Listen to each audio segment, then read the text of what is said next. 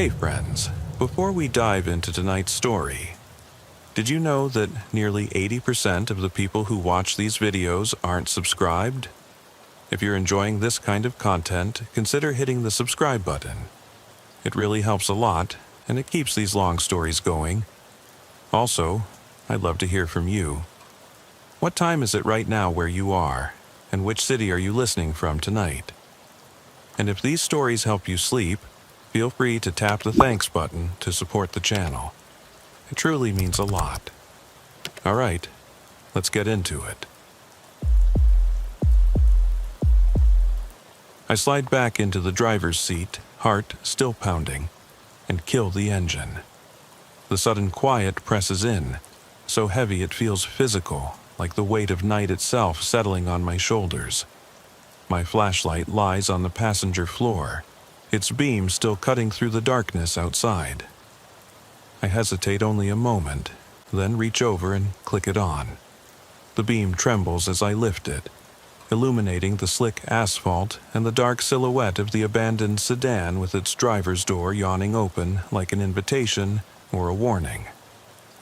I step onto the shoulder, every footstep muted by the damp grass. The smell is worse up close, that cloying stench of decay, like roadkill left too long in the sun. I choke back nausea.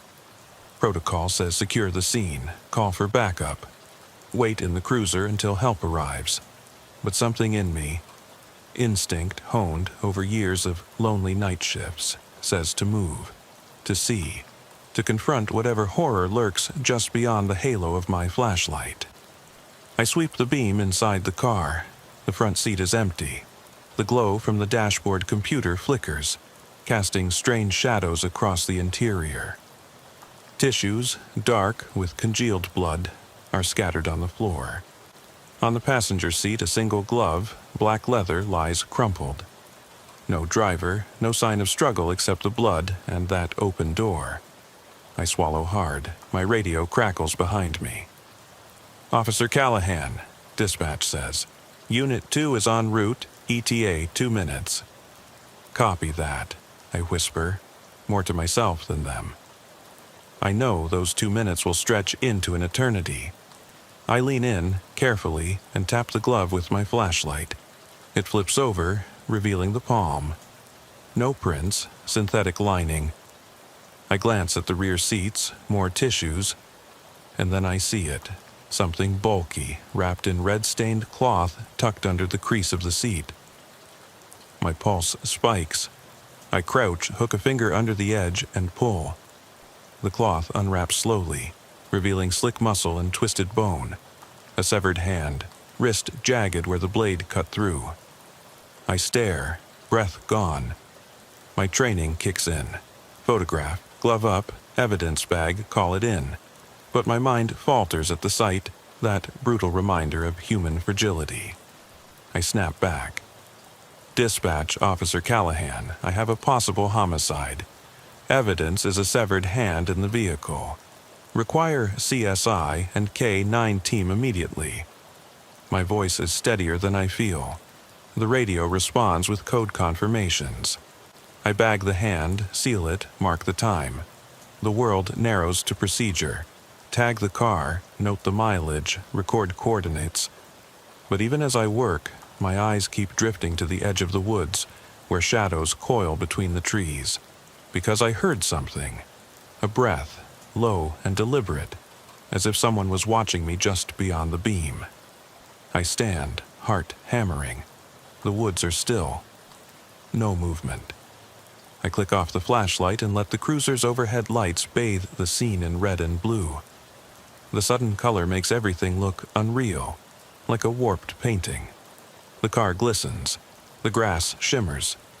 In that shifting glow, I almost expect the hand to twitch. Behind me, tires crunch. Backup arrives. 2 cruisers, a K-9 unit, and CSI. Officers stream out, cordoning off the area, setting up evidence markers. I step back, the adrenaline ebbing into a cold ache. I watch them work, feeling both relief and a gnawing dread. Relief that I'm no longer alone. Dread for what comes next. An officer approaches, nods. "You all right?" he asks. I force a nod. "Yeah, just didn't expect to find that." I nod toward the wrapped hand. He glances, grim. "We've seen worse. Let's get you some coffee." I manage a bitter smile. Coffee would do nothing for the chill creeping up my spine. I rub my arms, trying to shake it off. The woods beyond the headlights look endless, impenetrable. Somewhere in there is the rest of the story. CSI Tech snaps photos. K-9 team releases the dog. It sniffs around the car, then hesitates at the tree line. Ears pricked, hackles raised. It growls low. The handler tugs the leash. The dog leaps forward into the darkness, nose to the ground, weaving between trunks. I hold my breath. The dog vanishes into black. Seconds tick by. Then the dog barks, once, twice, then silence. The handler's voice crackles in my ear. No scent trail. It's like they vanished. My gut twists. No trail, no footprints. Nothing leading away from the car. As if the driver, or whatever left the hand, never stood on this earth. The thought lodges in my mind like a stone. I step closer to the cruiser, lean on the hood. Steam rises from the engine. My breath puffs out in white clouds. The world is alarmingly quiet again, save for distant sirens and the whisper of wind through the trees. I rub my face. My radio crackles. "Dispatch to Callahan," the voice says. "Coroner on scene. Estimated 10 minutes. I nod, though they can't see me. 10 minutes. 10 minutes for answers that might never come. I glance back at the woods. The beam of my flashlight lies abandoned in the grass. I pick it up, click it on. The circle of light is small, fragile. I sweep it across the trees. No movement. I step into the woods, just a few feet. The beam cuts a path through the undergrowth. Leaves glisten with moisture. Roots twist like veins. The air smells of earth and rot. I wonder what it feels like to run through here barefoot, to feel the damp soil give way under you, to hear your own breath pounding as you flee. I pause. The beam catches something white. Tissue torn from the paper towels. It clings to a branch. I lean in. It's soaked through. I shake my head. Even the evidence clings to the forest, as if the woods themselves want to swallow every trace. I step back. A twig snaps behind me. I whirl, light dancing. Nothing. My heart hammers. I choke back a laugh, nervous. "Get a grip," I mutter. I check my watch, 3:47 a.m. The darkest hour before dawn, they say. Appropriate. I head back to the car. The K9 emerges, tail low. The handler sighs. "No luck." I nod. "Thanks." The handler moves off. I climb onto the running board of my cruiser and peer into the windshield. The tissues, the glove, the hand in the bag on the floorboard. It all looks grotesque under the flashing lights. I close my eyes. I see the hand's fingers curled, as if in a final, frozen grasp. I shake it off, open my eyes. Reality doesn't change. The coroner's van rolls up, lights subdued. 2 techs step out carrying cases. They start toward the car. I step aside, letting them through. One glances at me. "Rough night?" I force a nod. "Just another shift." I watch them lift the hand away. They wrap it in sterile bags, load it into the van. The scent of bleach mingles with the night air. The team moves on. CSI marking the scene. Another officer taking statements from me. I answer automatically, reciting what I saw, what I did. My voice echoes oddly in the hush. Finally, they finish. The sedan is towed, the markers are collected, the woods reclaim the silence. I stand alone again, save for the lingering glow of the cruiser's lights.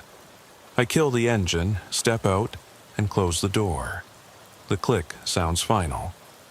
I look down Ridge Road. The dark seems darker now, as if waiting. I reach into my pocket, pull out a fresh pair of gloves. I snap them on. Then I walk to the edge of the woods one more time. The beam of my flashlight skitters across the trees, no sign. Only the hum of insects stirring in the underbrush.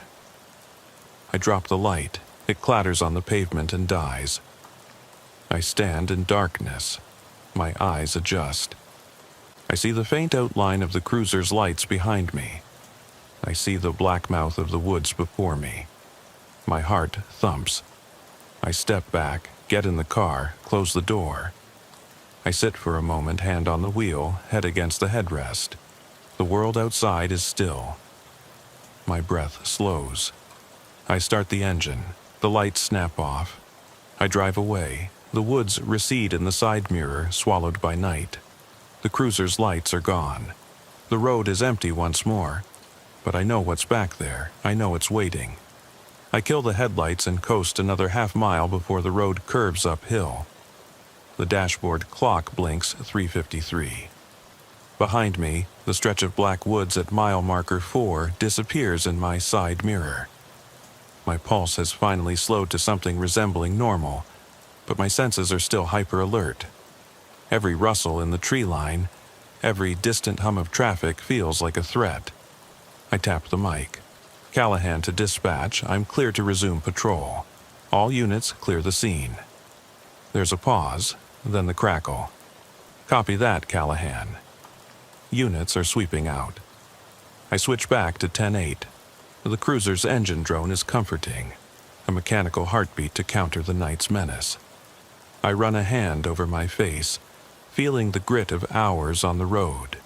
My eyes sting. Fatigue setting in, but I know better than to let them close. Not yet, not tonight. As I roll past the turnoff, I force myself to think routine thoughts. Check license plates, watch for DUIs, monitor for trespassers. But my gaze keeps drifting to the dark horizon where the woods swallowed that sedan. I imagine the branches parting, a silhouette stepping out, watching me leave. The memory tightens my chest. 15 minutes later, I'm back on Main Street of Ridgeview County's only town. A cluster of shuttered shops, a 24-hour diner with one lone cook, neon open sign flickering. I slow at the intersection, spot Mrs. Patel's convenience store. The security lights glow dimly. I flip on the cruiser's spotlight and sweep the facade. No movement. I exhale. A late-night snack run, maybe. I flick the light off. Suddenly, the diner's neon sputters and goes dark. For a second, the block is plunged into shadow, only my spotlight cutting a cone of visibility. Then the neon buzzes back on. My heart jumps. Power surge or faulty wiring? I note to report it. More paperwork. I ease past and turn onto Oak Lane, residential. Quiet. Lawns raked, windows dark. A family of raccoons crosses the road. I brake gently, watch them scurry. Normal. Beneath my breath, at least something's normal. I flip the radio to weather. Ridgeview County forecast. Patchy fog after 4 a.m., low temperature 48, winds calm. Fog. Perfect. The kind that seeps in off the woods and blankets the road, turning tree line into drifting ghosts. 15 minutes later, the first wisps curl across the asphalt. My headlights pick up swirling tendrils, and I slow to 20. The smell of damp earth grows stronger. I imagine the fog clotting around me, hiding shapes in its folds. At 4:15, I reach the Old Mill Road, a rarely used cutoff lined with abandoned warehouses. I'm supposed to monitor it for trespassers, but usually it's empty. Tonight, I decide to check it. I signal left, and the cruiser's tires crunch on gravel. The warehouses loom, dark hulks against the fog. Broken windows, rusted siding. I cut the engine, roll down the window. The silence is absolute. No wind, no animals, just my breathing and the faint drip of condensation. I step out, flashlight in hand. The beam trembles slightly. I sweep the nearest building. A shattered door hangs on one hinge. Inside, shadows pool. My boot scuffs broken glass. I click on the interior light of the cruiser for backup, just in case. The light floods the yard. Nothing moves. I step closer to the door, train the flashlight inside. Old crates, overturned barrels, graffiti on the walls. A scrap of cloth flutters in the corner. I move in, each step echoing. The air tastes stale, metallic. Then, a soft click. My head snaps up. The door behind me is swung nearly shut. I whirl, beam slicing the darkness. The door creaks, then stills. My breath catches. I approach, ease it open. Nothing. I step back out, heart hammering. The fog shifts. In the distance, I think I see a figure. Tall, slender, gliding between buildings. I raise the light, but it vanishes. My radio crackles. "Callahan, you okay?" "We see your lights. Everything all right?" I clear my throat. "Yeah, just checking the mill. All clear." I force a laugh. False alarm. They accept it. I close the door, get back in. As I pull away, I glance at the rearview mirror. In the fog, I thought I saw someone standing by the warehouse door, watching me. But when I blink, it's gone. I drive on, pulse still elevated. The fog thickens. The world narrows to the beam of my headlights and the white line on the road. At 4:27, another call. 10:13, officer needs assistance. Possible disturbance at Oakwood Apartments. I tap the mic. Copy that en route. I flick on the overhead lights and turn toward the city. The apartments are a complex of 3 low-rise buildings. Parking lot half empty. I arrive to find a young woman on the phone with 911. Voice shaking. She says she heard someone banging on her door, then footsteps running away. No description. I nod, take notes, flash the light down the hallway. "I'll check it out," I say. She steps back. I move in, flashlight in hand on holster. Door after door, locked, silent. At the end of the hall, the stairwell door is ajar. Yellow light seeps out. I push it. Stairs down to ground floor. I descend. At the bottom, the corridor is empty. The lounge area's vending machines hum. A trash bin overflows. The fluorescent lights flicker. I sweep the beam, nothing. Then I catch movement. Corner of my eye, a door at the far end opens just a crack. I step closer, no one there. I rap gently. Silence. I step back. The door swings fully open. Inside, a child's toy car, overturned. A footprint in the dusty carpet. One muddy print. I kneel. It's small. Adult size? Hard to tell. I stand, uneasy. I radio it in. Possible trespass. Footprint in hallway, no suspect located. Dispatch replies, backup, still tied up, be advised. I sigh. I close the door, marking it for follow-up. The hallway light flickers.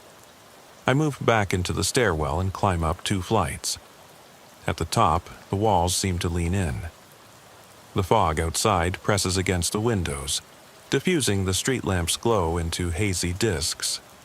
I reach the lobby. The young woman is gone. I step outside. The parking lot is empty. No cars, no people, just fog. I shine the spotlight across the lot. It passes over a figure crouched by a support pillar. Then it's gone. I spin. Nothing. A click behind me. I whirl, hand on holster. The cruiser's door closed itself in the wind. I exhale, shake my head. My reflection in the glass looks weary. Dark circles under my eyes, jaw clenched. I rub my temples. I decide to wrap it up. I check the time, 4:45. 15 more minutes until shift ends. I head back to the cruiser. As I start the engine, the foghorn from the nearby river pier groans, a low, mournful sound that vibrates through the chassis. I grip the wheel. On the drive back toward Ridge Road, the fog recedes. The world brightens fractionally as dawn's edge approaches. But the woods at mile marker 4 remain black, impenetrable. I pass the turnoff without slowing.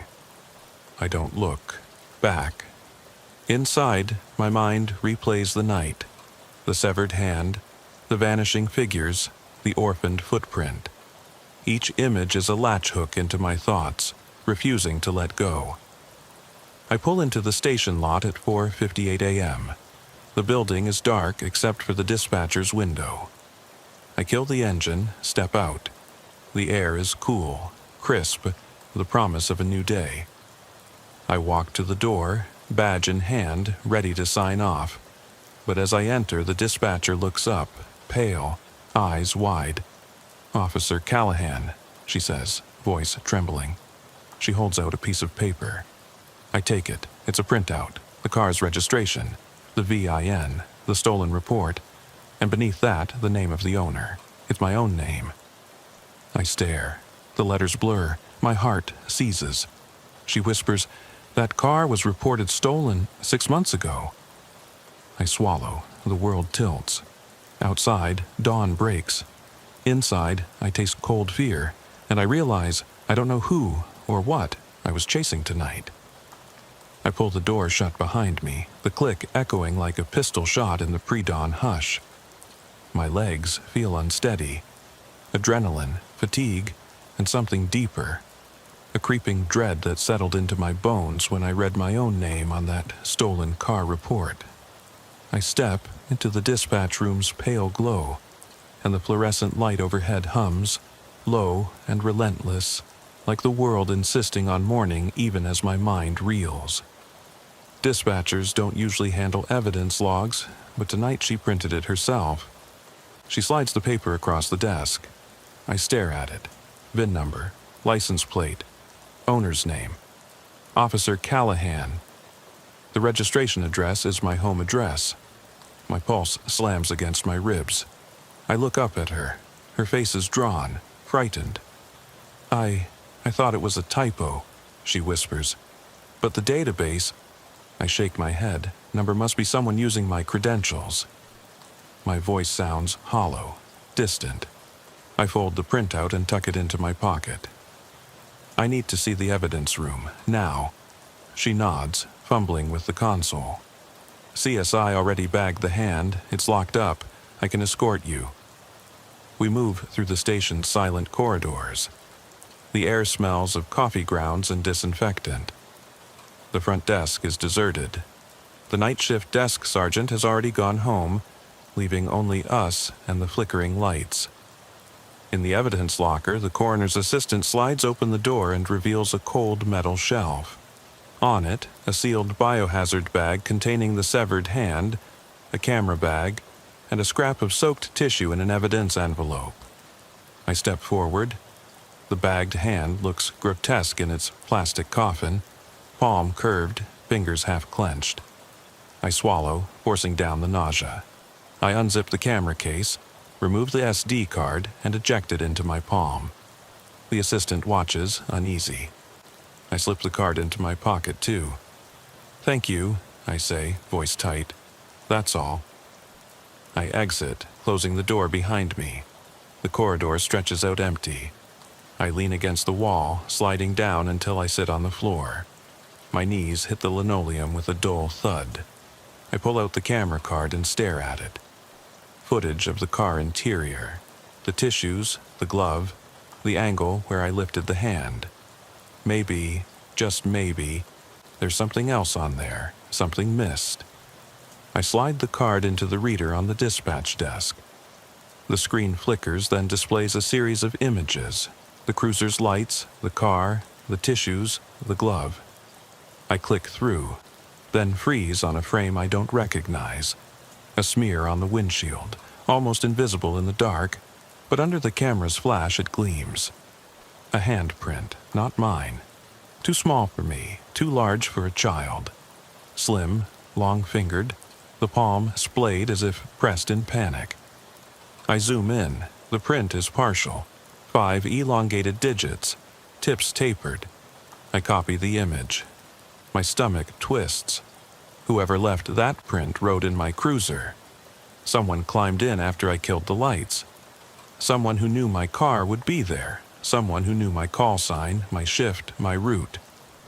I lean back, head spinning. The station clock ticks 5:12. 3 hours until dawn. I have a choice. Call this in, risk the department questioning me, or follow the trail alone. My gut says follow. I eject the card, stow it. I stand, chalky under the fluorescent glow. I tap the dispatcher's shoulder. Need to file an incident report, then I'm off duty. She hesitates, but nods and returns to her console. I head back to the cruiser, breathing ragged. Outside, the lot is empty, save for my cruiser and the tow truck loading the sedan. The coroner's van idles nearby. The world smells of wet pavement and dawn's promise. I grip the door frame. My reflection in the window looks fractured. The name on the car and the print on the glass. Someone is framing me, or stalking me. Worse, someone is using me. I climb into the driver's seat. My uniform feels tight, constricting. I remove the handcuff key from my belt and click it against the steering column, nervous habit. I start the engine. The dashboard lights come up, mileage, fuel, and a warning. Driver door ajar. I glance left. The beam cuts through the gloom, illuminating wet leaves and tangled roots. Every snap of a twig echoes like a gunshot. I think of my daughter, 8 years old, laughter like bells. I think of the empty bed, the unanswered questions. I think of the promise I made to her. I'll find you. I'll never forget. My hand tightens on Sarah's arm. Stay close. She nods, breath visible in the chill. We move deeper, the trees closing in. The world behind us fades. The only sounds are our boots, our breathing, and somewhere beyond, the faint hum of morning insects waking. Then Sarah's beam catches something on the ground. A single red crayon, half buried in mud. She kneels, picks it up. The wax is smeared. I stare, heart in my throat. I pocket the crayon. She drew with this, I whisper. We press on. The undergrowth thickens. Roots snag our boots. The forest floor is littered with debris, broken branches, discarded trash, and here and there scraps of that same red-stained tissue. My stomach churns. It's like a trail, I say. Sarah shines her light ahead, and I see it. The trunk of an old oak, gnarled and split, as if struck by lightning long ago. At its base, more crayon markings, childlike scribbles in red, smeared across bark. Lines, circles, an arrow pointing deeper. I step closer. The bark is scored, long, jagged grooves. Fresh? Possibly. The red smears glisten. I trace them with my finger, careful not to disturb evidence. The grooves form letters D-A-D. My breath hitches. Sarah gasps. It spells Dad. I swallow. My world narrows to that tree, that message. I rest my palm against the bark, feel its rough surface. The air smells of damp wood and earth. My heart pounds. My daughter, reaching out from wherever she is, carving her name, or mine, into this living thing. I step back. We follow the arrow. We plunge on, past the oak into darker woods. The light dims as the canopy thickens. I check my watch, 6:05. Dawn is here, but the forest holds its shadows close. Then, off to my right, a shape, a flash of white. I freeze, flashlight beam swinging. Sarah stiffens. "Did you see that?" she breathes. I nod. We move toward it. It's a piece of paper pinned to a low branch, weighted down by a smear of blood-red tissue. I unpin it, careful. It's another drawing. My daughter's scrawl. 2 figures, one large, one small, hand in hand. Above them, a scribble. "Help me, Dad." My vision blurs. I swallow. The forest tilts. Sarah presses a hand to my back. I pocket the drawing. She's here, I say, voice trembling. She's in this forest. Sarah's eyes fill with tears. We need to call it in. I shake my head. Not yet. We need to find her. She nods, uncertain but resolute. We move forward, following a path marked by crayon and tissue, deeper into the woods, where the trees grow taller and the shadows darker. Every step echoes with memories, my daughter's laughter, her bedtime prayers, the terrible night she vanished. And now, her voice, faint but clear. Help me, Dad. My chest tightens. I scan the trees, heart hammering.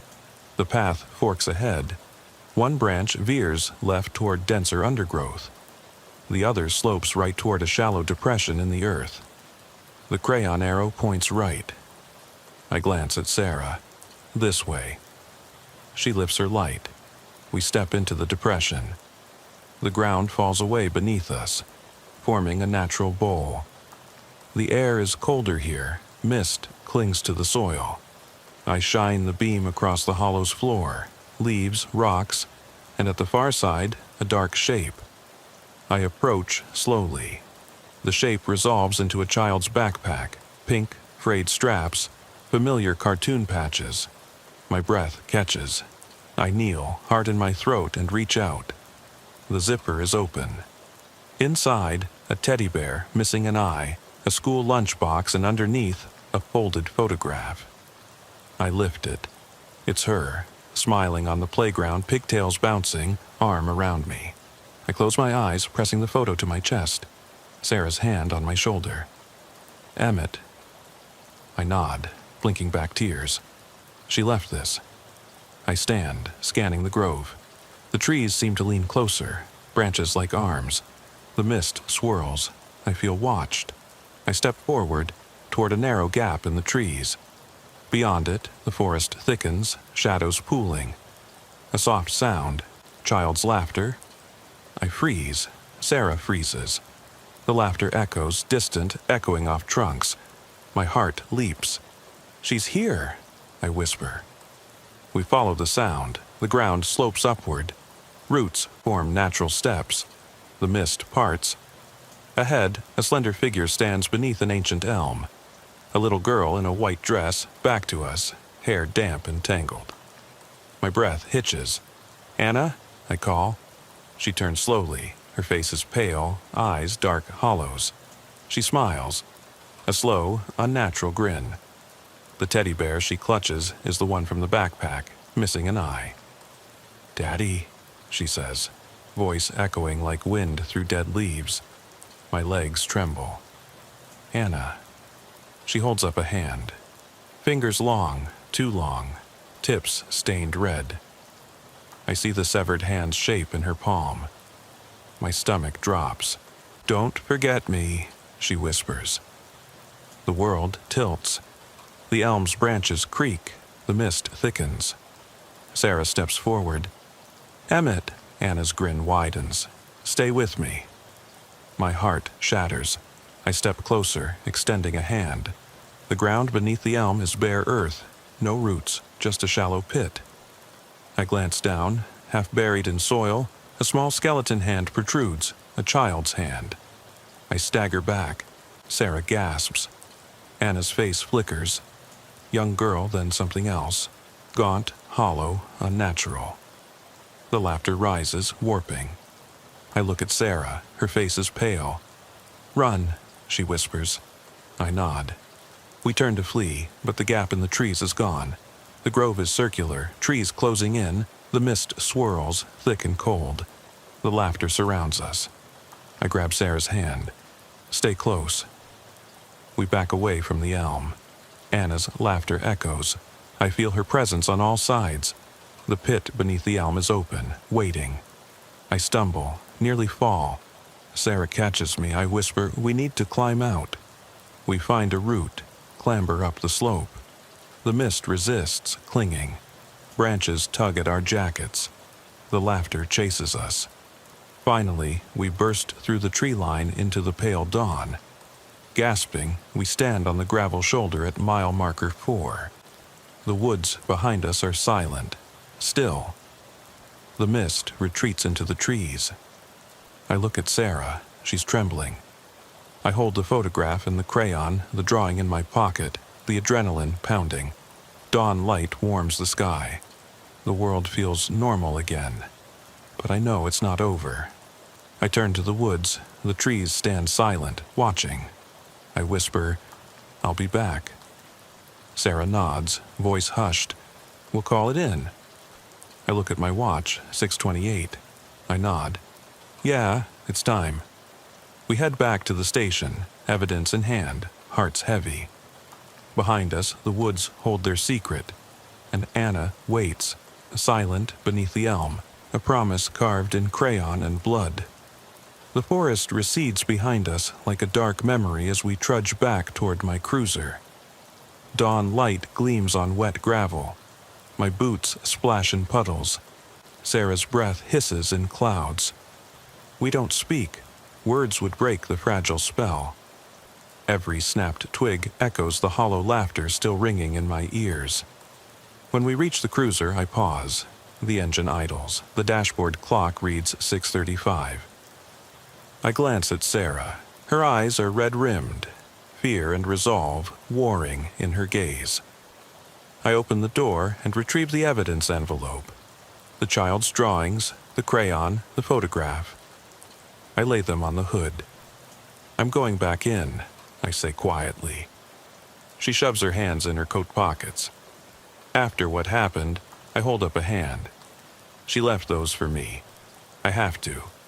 Sarah exhales slowly. "I'll come, but we call back up next time." I nod. Agreed. We head back to the tree line. The grove under the elm lies empty now. No girl, no skeleton hand, only disturbed earth and the faint stain of red on the soil. The forest is silent, watching. I kneel and press my fingers into the damp dirt where the pit yawned. The soil is cool, yielding. I half expect to feel bone, but there's nothing, only earth. I rise. The grove feels impossible, like a dream. Yet the evidence on the hood proves otherwise. I shine my flashlight around the clearing. Mist curls at the roots. I step past the elm into the circle of trees. Sarah follows, her beam bobbing. We move slowly, scanning the undergrowth. The crayon arrow and tissue scraps have vanished.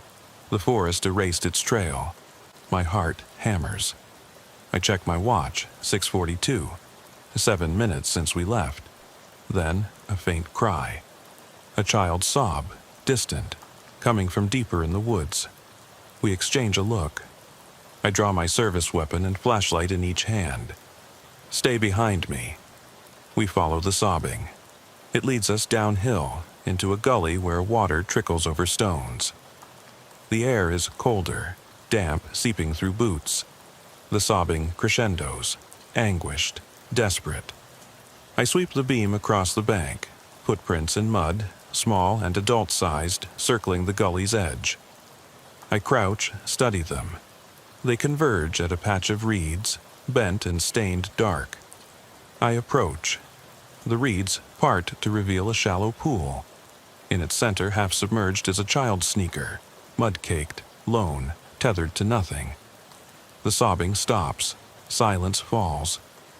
I stare at the sneaker. My stomach twists. I kneel, lift it. The lining is damp, no name, no marking. I bag it. Sarah's beam flickers across the water's surface. Something moves beneath. A ripple, concentric circles spreading, though no breeze stirs. I stand, heart slamming. The pool is black glass, reflecting my flashlight as a single eye. And then the water shifts again. A tiny hand, pale, dripping, slides out of the murk and presses against a submerged root. Fingers curl, releasing water droplets that glint in the beam.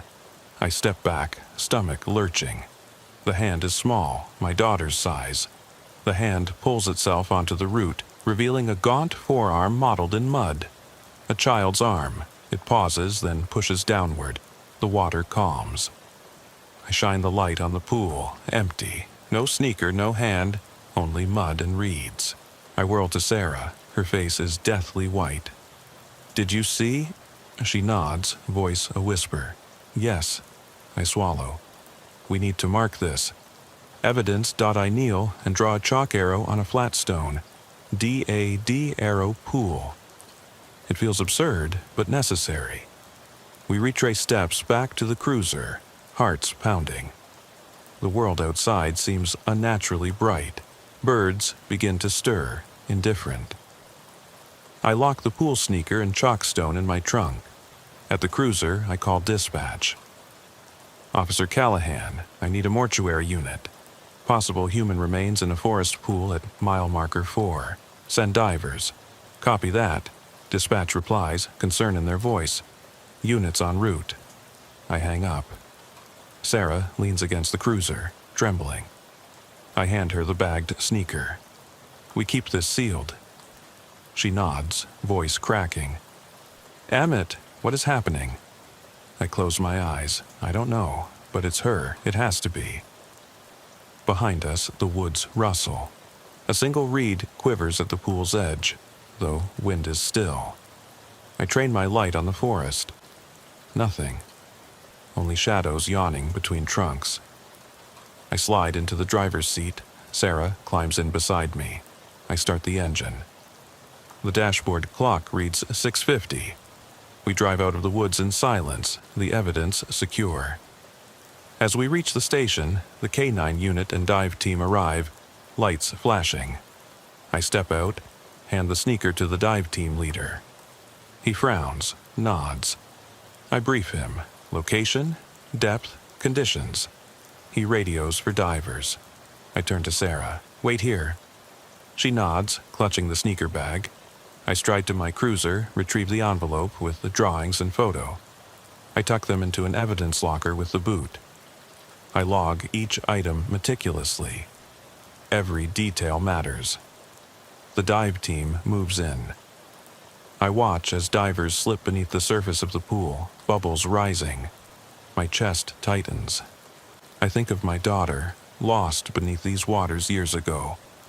I watch the bubbles waiting, hoping. Minutes pass like hours.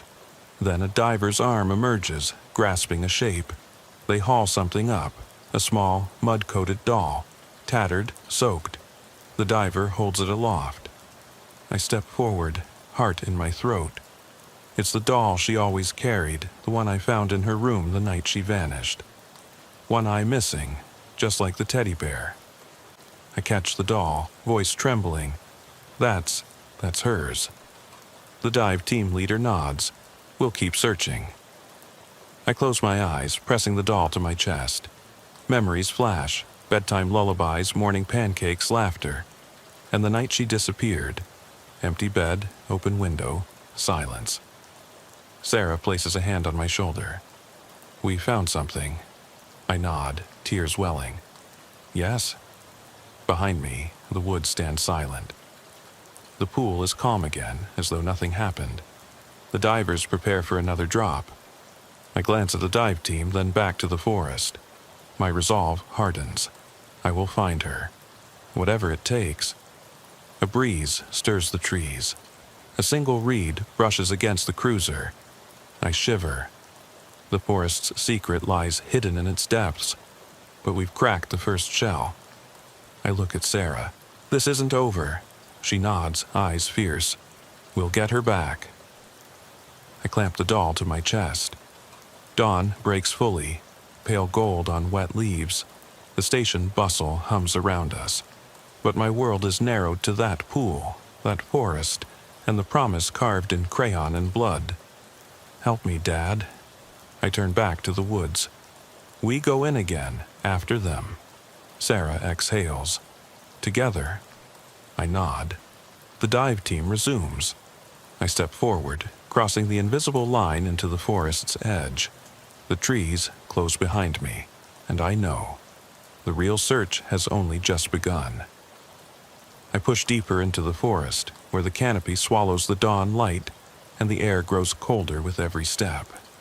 Sarah's flashlight beam dances over moss-covered trunks and tangled roots. My grip tightens on the battered teddy bear doll in my coat pocket, the one pulled from the pool, its missing eye a silent promise that we're close. The moist earth squelches beneath our boots.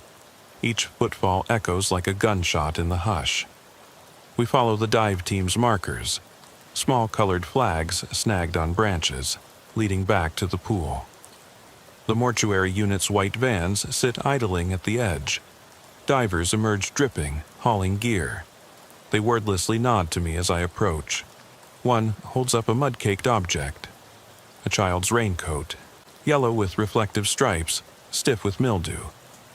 I take it, voice tight. Thank you. I fold it into an evidence bag. Sarah's shoulders tremble. She wipes moisture from her eyes. I turn away, beckoning her. There's more. The forest seems to lean in, branches creaking. We follow the receding markers uphill, away from the pool, toward the ancient oak where the drawings began. The mist has lifted, but a damp chill remains. The undergrowth is thick here, ferns brushing our knees. Roots knot the ground. We step carefully. At the oak's base, I kneel, brushing away leaf litter. The soil is disturbed, fresh footprints, adult and child intermingled, circling the tree before heading east. I kneel, tracing the impressions, the child's sneaker sole pattern matching the one we bagged. Larger boot prints, likely mine, but an extra set, a smaller adult boot, narrow and pointed. Sarah kneels beside me, shining her light. They left a trail, she whispers. I nod, standing. Let's follow it. We pick up the prints and head east, stepping over fallen logs. The forest floor slopes downward into a ravine. The prints lead there. We descend, careful on the slick earth. At the bottom, the trail stops at a shattered boulder, split open like an egg. Inside the crevice is a dark hollow, just wide enough to slip into. I shine my light inside, damp stone walls, roots hanging like stalactites, and carved into the rock. Faint lines, a crude drawing of a house, 2 stick figures, a large one protecting a small one. Beneath, letters scraped. Don't leave me. My breath catches. Sarah's beam plays over the walls. She presses her palm to the carving. She carved this, she says, voice trembling. I nod, heart hammering. She was here. The hollow seems to breathe. A drip of water echoes. We step inside. The space is tight. I crouch. The air smells of earth and something metallic. Each breath tastes cold. I sweep the beam downward. More tissue scraps. A child's hair ribbon stained red. I pick up the ribbon and bag it. The beam then catches a narrow tunnel leading further in, just a dark slit between rock walls. I stand. The tunnel slopes down. I check my watch, 7:15. The forest outside is waking. Birds call faintly. Here all is still. I glance at Sarah. Her face is pale but resolute. I nod. Together, we enter. The tunnel squeezes us. Roots drip moisture. My flashlight illuminates scratch marks on the stone. Deep gouges as if made by fingernails. I crouch lower as the ceiling drops. The air grows damp and chilly. My breath fogs. Each step kicks up dust and loose pebbles.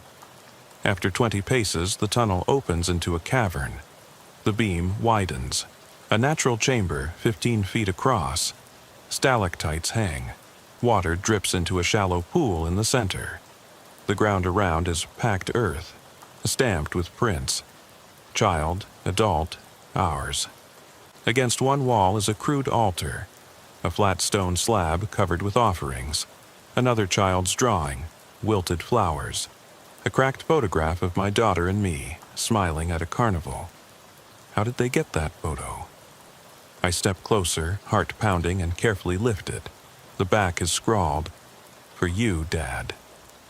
I swallow hard. The altar feels sacred and terrifying. This place is a shrine built by someone. By Anna, or by the thing that holds her?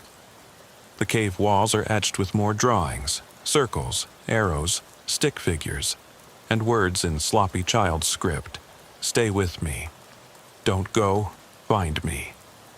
The messages wrap the chamber like a cocoon. I feel a shift, a presence. The hair on my neck prickles. Sarah's beam lands on the opposite wall where a dark shape crouches. I raise my voice. Hello? Anna?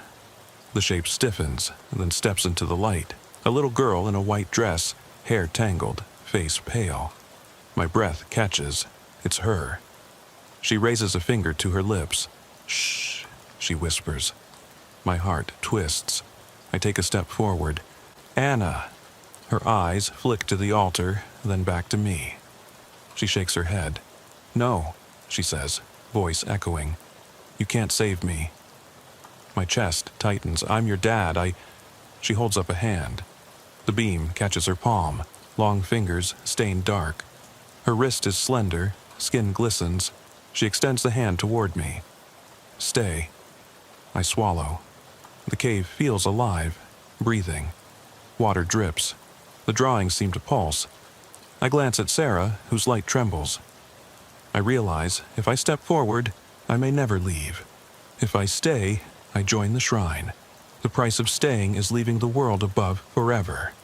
I lunge forward, grabbing Anna's hand. Anna, I love you. I'll never leave you. Her skin is cold, slick. She smiles, sad, knowing. She pulls. The ground tilts. The cave floor shifts like a trapdoor. I stumble. Sarah lunges, grabbing my arm. The altar stone slides, revealing a dark pit beneath the slab. A hollow wind exhales. Anna's grin widens. She turns and steps backward into the pit. Come, she beckons. The pit's darkness yawns. I look at Sarah, terror and longing warring in my eyes. The pit promises reunion, endless night with my daughter. The tunnel back is behind me, but the cave seems to contract, blocking the way. Sarah yanks me back. Don't, she cries. We have to go. I look at Anna's retreating form, her laughter echoing, soft, haunting. The pit's edges crumble. I feel the doll in my pocket, the crayon, the drawings, all tethering me to the world above. I wrench free. Go! I shout to Sarah. She hesitates only a moment before grabbing my hand. We sprint for the tunnel. The cave trembles, dripping water. The altar stone slides back into place with a grinding roar behind us. We don't look back. The tunnel squeezes us, roots snagging. We crawl until we burst into the open grove. Beneath the elm, the dawn sky is pale gold. The forest is silent. We collapse on the damp grass, gasping. The grove seems empty now. No sign of the cave or Anna. The pit is gone, earth smooth. I clutch Sarah's hand. We can't leave her, I whisper. She presses my hand. We'll come back with a team. Her voice is fierce. We'll bring you back, Anna. I nod, tears streaking dirt on my face. The teddy bear doll's missing eye presses against my chest. I pull it out. Its one good eye catches the morning light. I hug it. I'll find you, I murmur. We stand. The forest around us is brightening. We head back to the station, this time with measured steps. Behind us, the woods hold their secret. The cave, the shrine, Anna's voice, all vanish into memory and mist. But I know the truth. She's still here, somewhere in these woods, calling me. And I will return. I feel the forest's weight lift slightly as I step back onto the gravel shoulder. Dawn's pale light pushing shadows before us. Sarah is beside me, breathing hard, eyes fixed on the trees we just fled. In my pocket, the teddy bear's missing eye presses into my hip. A tangible promise that Anna is still out there. I glance at the station lights in the distance, then out at the silent woods. I know we can't stop now. We move with purpose, following the faint path we marked with flags. Every snapped twig, every rustle of leaves makes my heart thunder. Sarah carries the doll. I hold the crayon-stained drawings and the yellow raincoat. Each item feels sacred, evidence of Anna's presence, lifelines to her world. We reach the ancient oak where the first crayon arrow pointed. Its massive roots coil like sleeping serpents. Sunlight filters through new leaves, dust motes dancing. I kneel and press my palm into the bark, where the letters DAD still stand faintly. I trace them with my fingertip. "We'll come back," I whisper. Sarah touches my shoulder. "We will." Turning east, we follow the footprints again. The forest floor slopes down toward the ravine. The shattered boulder stands silent sentinel. I shine my light on its cracked shell. The narrow crevice yawns. My chest tightens. This time, I don't hesitate. I slip inside, Sarah right behind me. The tunnel's cool dampness envelops us. Shadows cling to the walls. Roots drip overhead. Each breath echoes. I lead with the flashlight, Sarah close enough to feel her warmth. The gouged symbols, houses, stick figures, pleading words guide us deeper. My boots crush loose stones. My heart thrums. We emerge into the cavern chamber. The altar stone is replaced, but the offerings remain. Wilted flowers, another child's drawing pinned with a rusted nail, and the cracked photograph of Anna and me. I step forward, swallowing the lump in my throat. I lift the drawing. This one shows a figure, small, hunched, behind bars drawn in red. Beneath, "Help me out." My gaze shifts to the shallow pool at center. The water is still, glassy. I kneel and dip a gloved finger into it. The surface ripples, although no breeze stirs. I stiffen. Sarah's flashlight beam sweeps the walls, illuminating the etchings. I whisper, "She wants out." A soft giggle, childlike, hollow, echoes off the rock. I stand, weapon drawn. The giggle repeats, closer, from the tunnel entrance. A slender figure steps into the chamber. Anna, in her white dress, hair tangled. Her eyes glimmer with sorrow. She holds out a small, pale hand, the missing eye teddy bear clutched in the other. My throat tightens. "Anna," I step forward. "I'm here." She smiles, sad and knowing. She steps into the pool. Water rises around her ankles, darkening. The air ripples, charged. She looks at me, lips parting. "Come," she murmurs. I glance at Sarah, her face pale, eyes wide with fear and resolve. She nods. I take a breath and step into the pool. The water is ice cold, shock jolting up my leg. Ripples spread. Anna wades deeper, back to me. The cavern lights flicker as if responding to her presence. I reach for her hand. She takes it. The moment our skin touches, the water surges. Dark currents swirling. The pool deepens, rising to my knees, then waist. Sarah's beam trembles. She steps in beside me. The water reaches our chests. The cavern's stalactites drip overhead. The drawings on the walls seem to glow faintly. Anna guides me toward the center where the water is deepest. My heart pounds. Terror and hope entwined. I think of her as a toddler, of bedtime stories and laughter. I think of the empty years since she vanished. I think this is my chance. Anna pauses. She turns and points toward the tunnel, behind us. Then she presses her free hand to her mouth, a finger to her lips. Shh. The water's surface calms. The tunnel entrance darkens. I realize she's offering two paths. Follow her into the black water beyond my depth, or retreat with Sarah to the world above. My eyes flick between Anna's pale face and Sarah's anxious one. The water swirls at my waist, cold seeping in. Anna steps onto the altar stone submerged beneath the pool, now just beneath the surface. She stands tall, silent, beckoning. The water ripples outward, carrying voices, faint whispers of a child's laughter, distant sobs, a father's plea. Sarah's hand tightens on my arm. "Emmett," she whispers, "we have to go. We can come back with help."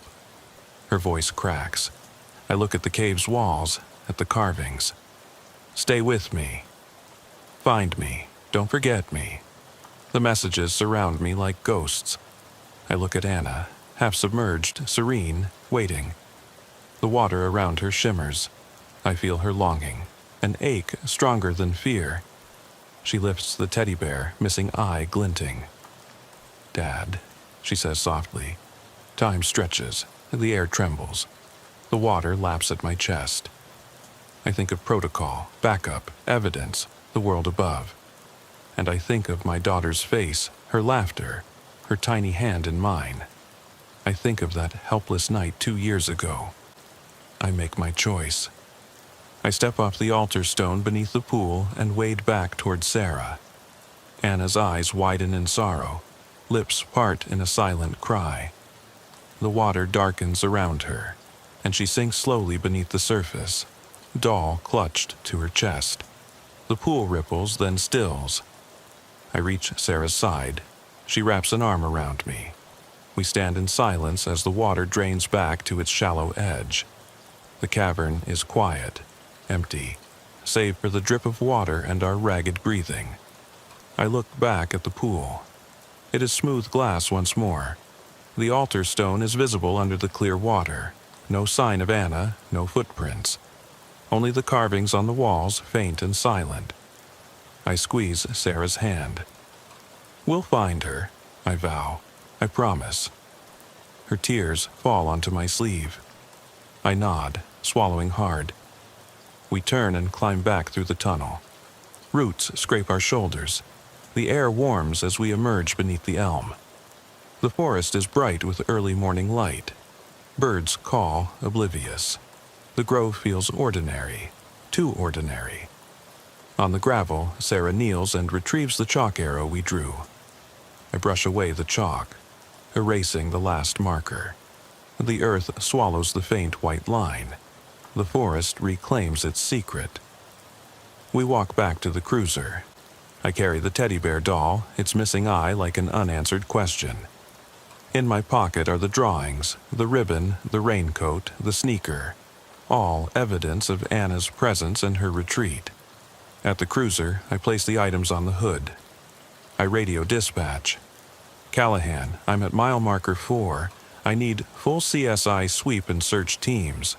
Possible victim remains recovered. Backup required. Over." "Copy that," comes the reply. "Units en route." I switch off the radio. I look at Sarah. Her face is pale but determined. "Let's get help." She nods. I gather the evidence into the trunk. The forest behind us stands silent, as if holding its breath. I close the trunk and climb into the driver's seat.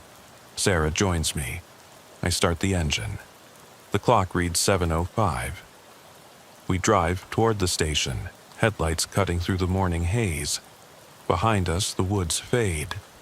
The forest returns to stillness, its secrets submerged once more. But I know they remain. Anna's voice in the water, the carvings on the rock, the hollow echo of her laughter. I will return. I will search until I bring her home. I kill the cruiser's engine and let the dawn silence settle. The forest looms at the edge of the gravel shoulder, dark, silent, inscrutable. Sarah and I step out into the pale morning light, the weight of the evidence trunk between us. We've summoned CSI, dive teams, K9 units, and search crews, but in our hearts we know they can't unravel what we've seen. The woods guard their secrets. I open the trunk and gather the items we've recovered: the yellow raincoat, the mud-caked sneaker, the child's ribbon, the cracked photograph, the crayon-scrawled drawings, and the one-eyed teddy bear. Each piece trembles in my hands like a heartbeat. I lay them on the cruiser's hood in a rough line, as if mapping Anna's journey through the world and back into the earth. Sarah kneels and dusts the mud from the sneaker. "This belongs in evidence," she murmurs. I nod. "CSI will log it, but we keep copies, photographs, digital scans. We can't lose her trail." She stands, zipping the sneaker into a sealed bag. I pick up the teddy bear. Its plush fur is damp. Its one good eye reflects the rising sun. I tuck it inside my jacket. "She left this for me. I carry it." Sarah touches my arm. "We'll bring her home," she says. I swallow. "Yes, we will." Behind us, the dive team emerges from the pool area carrying stretchers wrapped in white sheets. Faces somber. I approach the lead detective. "What did you find?" He looks grave. "Several partial remains, child-sized bones, inconsistent with any missing person reports. We recovered more personal effects, but no intact remains. The water conceals more than it yields." I nod, throat tight. "Thank you." He glances at the forest. "You and your partner ready to head back in?" I glance at Sarah. She nods. We're exhausted, shaken, but neither of us can walk away. "Yes," I say, "we have to." We follow the CSI tech back toward the grove. The forest is hushed. No birds, no wind, only the drip of water from leaves. The pool is cordoned off, markers surround it. Divers prepare for another dive. I step to the water's edge. The surface is mirror flat. I kneel and touch the surface with gloved fingertips. Ripples spread, then fade. My reflection wavers. I see Anna's pale face overlay mine for a moment. Her hollow eyes, her beseeching look, before the image dissolves. I jerk back, heart pounding. Sarah kneels beside me, placing a hand on my shoulder. "Emmett, are you okay?" I nod, voice tight. "She's still here." I point to the depths. "She wants me to find her." The detective approaches. "We're ready to dive again," he says. "But we need a break soon. Team's been in and out for hours." I stand. "Understood, but I want to accompany them." He hesitates. "Non-standard. Command will want you on duty elsewhere." I glance at Sarah. Her eyes blaze. "If anyone can find her down there, it's him," she says. The detective nods slowly. "All right, one dive, then we call it." I exhale. "Thank you." The diver suits up and slips beneath the surface. I watch the ripples. The world above feels distant. Minutes pass. I see the diver's bubbles. Then the bubbles stop. My pulse hammers. The diver's arm emerges, gripping a shape. He surfaces and hands me an object wrapped in plastic. A small mud-stained music box. I open it. The mechanism is rusted, but when I wind it, it plays a brittle, warped lullaby. The tune Anna used to hum. Tears sting. I close it gently. "She left this," the diver murmurs. "There's something else. Deeper." He points down. I nod. "Let's go again." On the second dive, I join him underwater. The world beneath is silent and dark. My flashlight illuminates silt and roots. We follow the cave's submerged tunnel into an air pocket. There, half buried in mud, is a small coffin-shaped box carved from bark. I gently lift it and surface. On deck, I pry it open. Inside, a tiny skeleton, child-sized, and beside it, a folded piece of notebook paper. I unfold it underwater, letters scrawl in faded red crayon. "Daddy, I forgive you. Don't forget me." My lungs burn. I swallow a sob. The diver helps me back onto shore. I hold the box to my chest. Sarah steps forward, voice trembling. "Anna." I press a hand to the box, feeling the brittle bones through the bark. "She's here. She's at rest." I close the box. "We bring her home." The detective nods solemnly. We recover the remains. We give her a proper burial. As the medical examiner arrives, I stay by the pool until the last CSI marker is removed. The forest exhales, as if relieved. The pool's surface ripples once, then stills. I step back. The grove seems empty. No shrine, no carvings, no echo of laughter. Only the rising sun filtering through leaves. Sarah slips her hand into mine. Let's go. I nod. We walk to the cruiser, silent. In the trunk, evidence. In my jacket, the teddy bear. In my heart, the memory of her smile.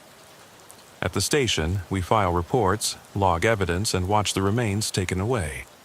I request the music box, the drawings, and the doll be returned to me once catalogued. They agree. I slip back the teddy bear into my locker, alongside the music box and drawings. Each night I wind the box, listen to the lullaby, and whisper into the darkness, "I'll never forget you." That evening, I return to mile marker 4, alone. The gravel road is empty, the forest silent. I step to the edge, kneel, and place the tiny coffin box at the spot where the pool once was. I open it, let the bones rest on the earth. I sprinkle soil over them, whispering her name. Then I place the music box and teddy bear atop the grave. I stand, brush away leaves, and step back. The wind stirs. I feel a gentle breeze at my face, warm, comforting, though the air is still. I close my eyes and smile through tears. As I turn to leave, I glimpse in the corner of my eye a flash of white beyond the trees. A little girl's silhouette, hand raised in a wave. I blink, and she's gone. But I know it was her. I drive away, the forest receding. On the dash sits the music box, its lullaby ready to play. I tap it gently. The tune begins, soft, haunting, and familiar. I close my eyes and let it carry me home. Because some promises endure beyond death. Some echoes of love outlast the darkest woods. And in the hush between heartbeats, I feel Anna's presence. At peace, and forever my little girl.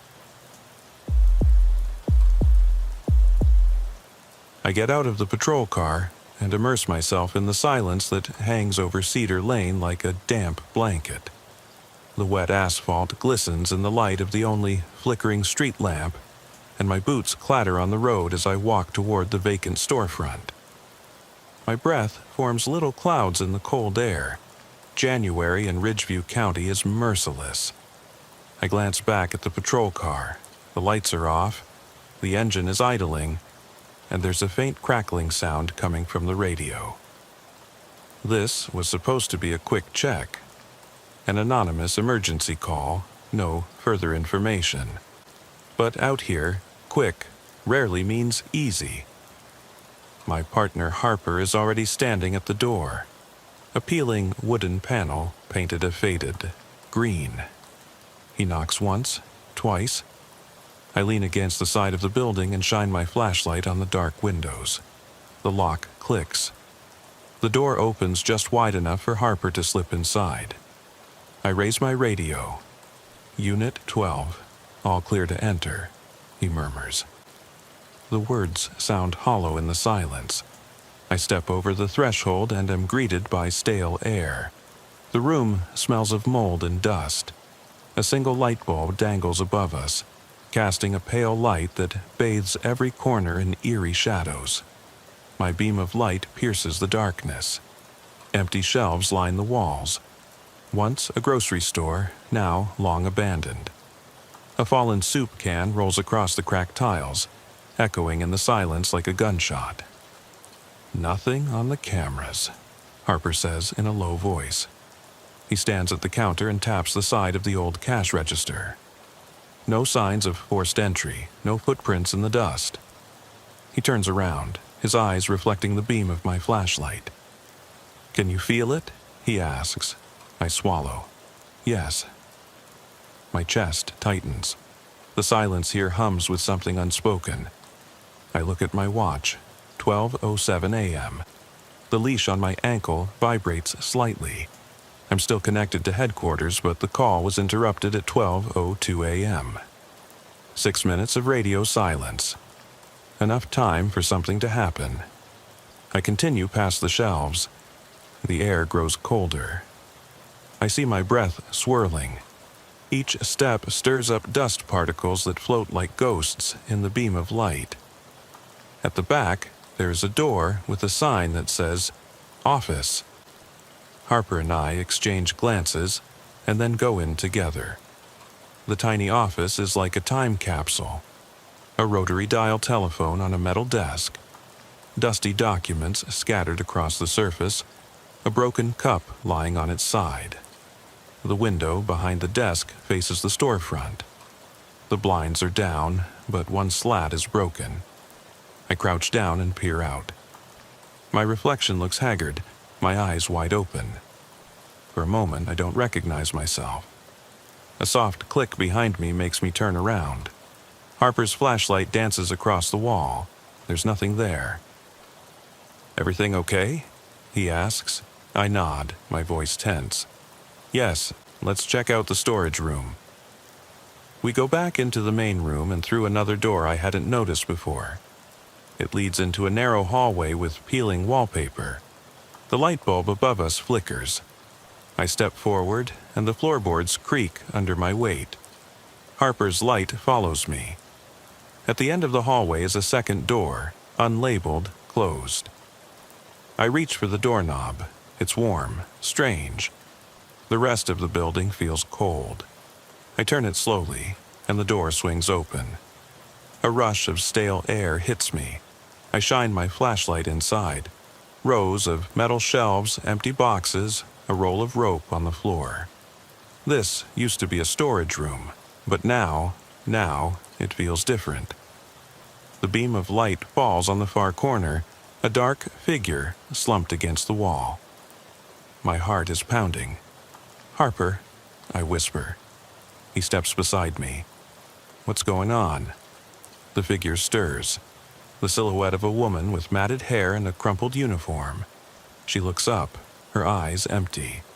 I recognize her. "Officer Callahan," she croaks. Her voice is harsh and distant. You shouldn't be here." Cold sweat breaks out on the back of my neck. "Ma'am, are you Camille Dawson?" I ask, kneeling down. The light from her surveillance device flashes red on the concrete. She tries to nod, but then closes her eyes. "You," she murmurs. "They're watching us." I glance at Harper. He's scanning the roof beams as if he expects figures to fall from above. "We'll get you out of here," he says. I reach out to help her up. Her hand clutches mine, ice cold. She pulls herself up, but her legs give way. I support her under her arms. She is alarmingly light. "Stay calm," I whisper. As we lead her to the door, the hallway seems to lengthen. The other end recedes, the walls grow longer. The light bulb above us dims, then brightens, then goes out. We are standing in almost complete darkness. Only our flashlights and the red glow of Camille's leash are visible. A faint moan echoes. Metal shelves rattle. I flinch and point my flashlight at the source of the noise. Empty, but the noise continues as if coming from everywhere. Harper moves faster and pushes Camille forward. My chest tightens. My breath catches. The floor tilts beneath me. I stumble. Camille gasps for air. "Hurry," she whispers, "before they surround us." I swallow hard. "Who, Camille? Who is—" She shakes her head. "No time." We start running. The hallway narrows. The walls spring back to their normal position. We rush through the door into the office. The light bulb flickers violently, then stabilizes. The air is still. The broken slat in the blind now lies untouched. Harper pushes Camille past the counter. I stop and look back at the storage room door. It's closed. No sign that it was ever open. Camille sinks into the passenger seat of the patrol car. We buckle her in. Harper gets into the driver's seat and I slide in next to him. He steps on the gas, the tires squealing on the wet asphalt. The storefront disappears in the rearview mirror, silent, empty, unremarkable. My radio crackles. Dispatch, Unit 12, status. Harper replies in a calm voice. Suspect in custody. No further incidents. Returning to headquarters. I glance at Camille's monitoring device. The signal is back. But inside, I can still feel that static humming, as if something is following us. As we drive down Cedar Lane, the glow of the streetlights behind us fades. The road stretches empty ahead of us. I grip the edge of the dashboard, my heart still racing. The night is far from over. The patrol car's headlights disappear into the distance as the quiet streets of Ridgeview close behind us. Camille's sobs are now quiet, almost drowned out by the hum of the engine and the dull thumping of my own pulse. I keep glancing in the rearview mirror at the red glow of her connection device. Stable, restored, but my gut tells me that nothing is really restored tonight. As we pull into the sheriff's parking lot, it feels like we're stepping from one nightmare into another. The neon lights of the police station buzz above us, harsh and unwelcoming. I turn off the engine and sit in the darkness for a long moment, my heartbeat echoing in my ears. Harper turns off his lights too. In the silence, Camille's leash clicks as she unbuckles and gets out of the patrol car. She moves like a ghost, fragile, haunted. We'll get you somewhere warm and get you some water, Harper says. His voice is gentle, but even he sounds tired, as if he's aged 5 years in 6 hours. I follow them into the building, the radio on my belt, my boots echoing on the linoleum floor. The policewoman at the reception desk nods at us. No questions. She's used to strange people returning at 2 a.m. In the interrogation room, Camille is crouched on the metal bench. The light from the only camera above her flickers, then dims, plunging her into shifting shadows. I sit down at the table opposite her and leave my flashlight on the floor so that its beam falls on the ceiling. Harper stands at the door with his arms crossed. Camille's eyes are large and red. When she speaks, her voice sounds distant, as if she is remembering from deep within. They said the house belonged to them. They live in the walls. She clutches her knees. They held me down. I lean forward. Who, Camille? Who lives in the walls? She shakes her head. Not people, something else. I heard them whispering, voices behind the plaster. I tried to call out, but the walls, they swallowed my voice. My partner clears his throat. We searched every square inch. No hidden rooms, no crawl spaces. She nods. They're gone. When you opened the door, they slunk away. I could feel them following me, but they wouldn't let me leave. Her gaze wanders to the corner. They're here now. I look into the corner. Nothing but bare concrete walls. My pulse is racing. I almost believe her. Headquarters calls, Unit 12, everything okay? Harper replies, the person has been found. I'm ending the call. The deputy brings hot coffee and a paper cup of water. I hand it to Camille. She sips it slowly, without taking her eyes off the wall. After a moment, I say, Camille, we'll get you help. Psychological counseling, a place to stay. You're safe here. She exhales, but it sounds hollow. Safe? She repeats. Safe from whom? You know I've been talking. I glance at Harper. He rubs his temple. Let's finish the report, then we'll arrange transportation to the hospital. Camille stands up unsteadily. No hospitals, she whispers. They'll find me there. Her words hang between us. I realize that we are all tired. Tired of dark houses, tired of whispering walls, tired of our own frayed nerves. We accompany her to a transport van. The parking lot is empty except for patrol cars and the distant silhouette of the county jail. The night wind picks up and blows a piece of plastic across the asphalt. Camille stops, her head tilted as if listening. They're following us, she says. I gently take her arm. Not out here, I lie. She gets into the van. The door slams shut with a loud bang. I watch the taillights disappear. Then I look back at the station. Bright, sterile, unforgiving. Inside, my radio crackles again. Another emergency call, 2 miles east on Pine Ridge Drive. Harper exhales. Are you in? I hesitate. The warmth of the station feels like a lie. Outside, darkness pulsates with invisible things. My uniform itches. My flashlight lies abandoned on the floor. Let's go, I say. We get back into the patrol car. The engine hums. We roll onto the street. The station disappears behind us. Pine Ridge Drive stretches out beneath our headlights.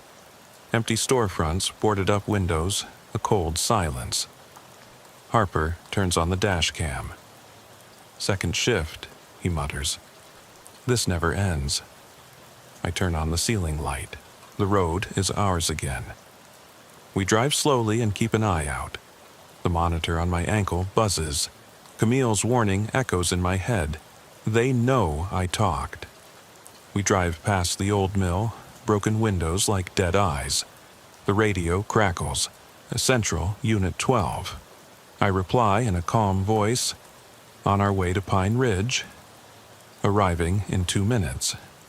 Harper nods. Be careful. I turn off the siren. The streetlight in front of us flickers. We roll underneath it. In the rearview mirror, I see movement. Something crouching on the side of the road, its limbs folded like a rag doll. I slam on the brakes. The patrol car comes to a screeching halt. My heart pounding, I swing open the door and step into the yellow light. The air is colder here. I shine my flashlight across the sidewalk. Empty, no footprints, just a discarded shoe. Harper, I whisper into the radio. Do you see that? He's next to me, his light shining on mine. The shoe lies there alone, the laces untied. Behind it, the shop window is broken, smashed from the inside. We look at each other. Stay here, I say, drawing my weapon. He shakes his head. Together. We go inside. The door is unlocked. I push it open. Dust falls like ash. The lights are off inside. My beam dances over overturned chairs and scattered papers. The air smells of rust and decay. A faint beeping sound, my tether monitor, not mine. Harper's? Number. It's coming from inside the building. We follow the sound down a hallway that isn't marked on the floor plan. The walls are shrouded in shadows. The floor slopes at strange angles. The beeping quickens like a racing heart. We turn a corner. At the other end, a figure crouches, small, trembling. A child? No, an adult woman, knees drawn up, face buried in her arms. Her connection monitor pulses red. Camille, I whisper. She looks up, but it's not her. Different hair, different face, frightened with wild eyes. She screams and crawls away, disappearing into the darkness. The beeping stops. Silence presses down on us. I look at the monitor. No signal. Last ping, this room. Harper's mouth is dry. What the... Behind me, the door slams shut. We whirl around. The hallway has changed. It's longer and narrower. The exit we came through has disappeared. My radio explodes with static. The building hums. I taste metal. We have to find another way out, I say. Harper nods with a hollow voice. Now. We run. The corridors wind around. The walls pulsate as if they were alive. Our lights flicker. Every shadow could be hiding something watching us. I think of Camille's warning, of the walls that swallow voices. I think of the woman in the attic with the porcelain face. I think of the red flashing monitor. Someone is trapped. Someone is being hunted. We turn another corner, a staircase. It leads down into the darkness. My partner hesitates. Callahan, I grab his arm. We have no choice. We descend. Every step echoes. There's a door at the bottom. Pale moonlight shines through it. I push it open, and the night breathes out. we are back on Pine Ridge Drive. The door closes behind us. The corridor disappears. Harper leans against the patrol car, trembling. I look at the street. Empty. Silent. My connection monitor vibrates. The signal is back, Camille's location, still at the train station. I sit down next to Harper. He interrupts me. I'm not talking. We drive off, the streetlight flickers and goes out. Darkness engulfs the road. I close my eyes for a moment. The image burns behind my eyelids, the porcelain face of the woman, the corridors that weren't there, the flash of the shoe under the streetlight. Some things haunt you even when you think you've escaped them. We drive onto the highway. The patrol car's engine hums. My radio is silent, and I know this night is not over, not by a long shot. I turn off the patrol car's engine and step onto the frozen asphalt, my boots crunching on the frost-covered cracks. The air here on Pine Ridge Drive is thinner, colder, like breathing through a layer of ice. Harper follows me, flashlight and gun drawn, his silhouette tense in the pale glow of the streetlight. The store behind us is dark and quiet, the broken windows patched with plywood. No sign of movement, no sign of Camille. My breath forms white clouds. I rub my arms and shiver. We should have stayed at the station, I mutter. Harper doesn't answer. He crouches next to the single shoe, scraped, worn, the laces untied. A woman's size, small enough for Camille, but too small for her. I kneel down and pick it up by the heel. The leather is stiff and cracked. Inside, it's damp, from someone's sweat, someone's fear. I turn it over. No name, no label, just a dark red stain on the sole. Dried, old.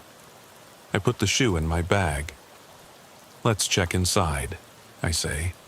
He nods and says quietly, "Again?" I glance at the dark door frame. Behind it lies that eerie hallway, the same one we fled from. We owe it to her. We squeeze through. The door gives way easily and swings quietly inward on its hinges. The corridor stretches out under a single flickering light bulb, longer than I can remember, the walls stained with peeling paint and damp patches. Our flashlights cast cones of light that wobble with every step. The air smells of mold and something metallic, maybe blood or rust. I look at my watch, 2:14 a.m. The monitor on my ankle is still silent, no signal. Camille's last ping came from here. My bag vibrates, a text message from headquarters. Unit 12. The supervisor wants a status report. I ignore it. Right now, the only status that matters is finding Camille, or whatever's left of her. We walk side by side. The floorboards creak under our feet. The walls seem to lean inwards, as if the building itself is watching us. Harper's flashlight falls on a dark spot on the wall. At chest height, I step closer. It's a handprint, smeared and elongated, as if it had been dragged. Fingerprints lead down the hallway. "Shit," Harper whispers. I swallow. She tried to get out of here. We follow the print. It leads to a side door that is half open and leads into the darkness. I push it open. The room behind it is empty except for a rocking horse, its paint peeling and one of its rockers broken, so that it stands at an unnatural angle. The beam of my flashlight dances across its cracked wooden face. The horse rocks slowly, as if pushed by an invisible hand. I step forward. The rocking stops. Silence. "Camille?" I whisper. No answer. I turn around. Harper has turned pale. Behind me, written in old blood on the wall, are the words, "You will never leave." My heart is pounding. I take out my radio. Headquarters, Unit 12. Static. No answer. The hallway lights flicker and go out. Only our flashlights are still shining. "Let's keep going," I say in a tense voice. Harper nods. Downstairs? I look up. The ceiling above the rocking horse room is slanted. There are no stairs here, but at the other end of the corridor, a narrow staircase leads down into the shadows. Go ahead. We step into the stairwell. The air grows colder. Every breath burns. The walls here are made of wet, rough concrete. Water is dripping from somewhere above us. We count the steps. 1, 2, 10, 20. At 30, we reach a landing. In front of us is a single door with no sign. I put my hand on the doorknob. It's ice cold. I turn it and push. The door opens onto a huge basement room. Rows of metal filing cabinets, overturned boxes, scattered papers flying around like dead leaves. The beam of my flashlight reveals outlines, broken chairs, a smashed desk, and in the middle, Camille's surveillance monitor, its red light flashing desperately on the floor. I rush forward. The monitor lies next to a small pool of dark liquid. I kneel down, my heart pounding. The liquid is thick. Blood. I look around. No Camille. No other footprints except ours, and a trail leading deeper into the darkness beneath the cabinets. Jesus, I whisper. Harper shines his flashlight under a cabinet. The trail continues, scrape marks dug into the concrete. It leads to a narrow crawl space between the cabinets. I draw my gun. Stay back, I tell Harper. Then I get down on all fours and crawl into the gap. The air is foul-smelling, stale, with a hint of iron. The beam of my flashlight bounces off the cabinet legs. The space gets narrower.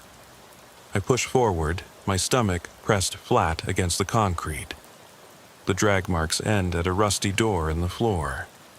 A makeshift hatch, locked with twisted wire. I shine my flashlight on the hatch. It's small, just big enough for a person to crawl through. The wire is frayed. I tear it out.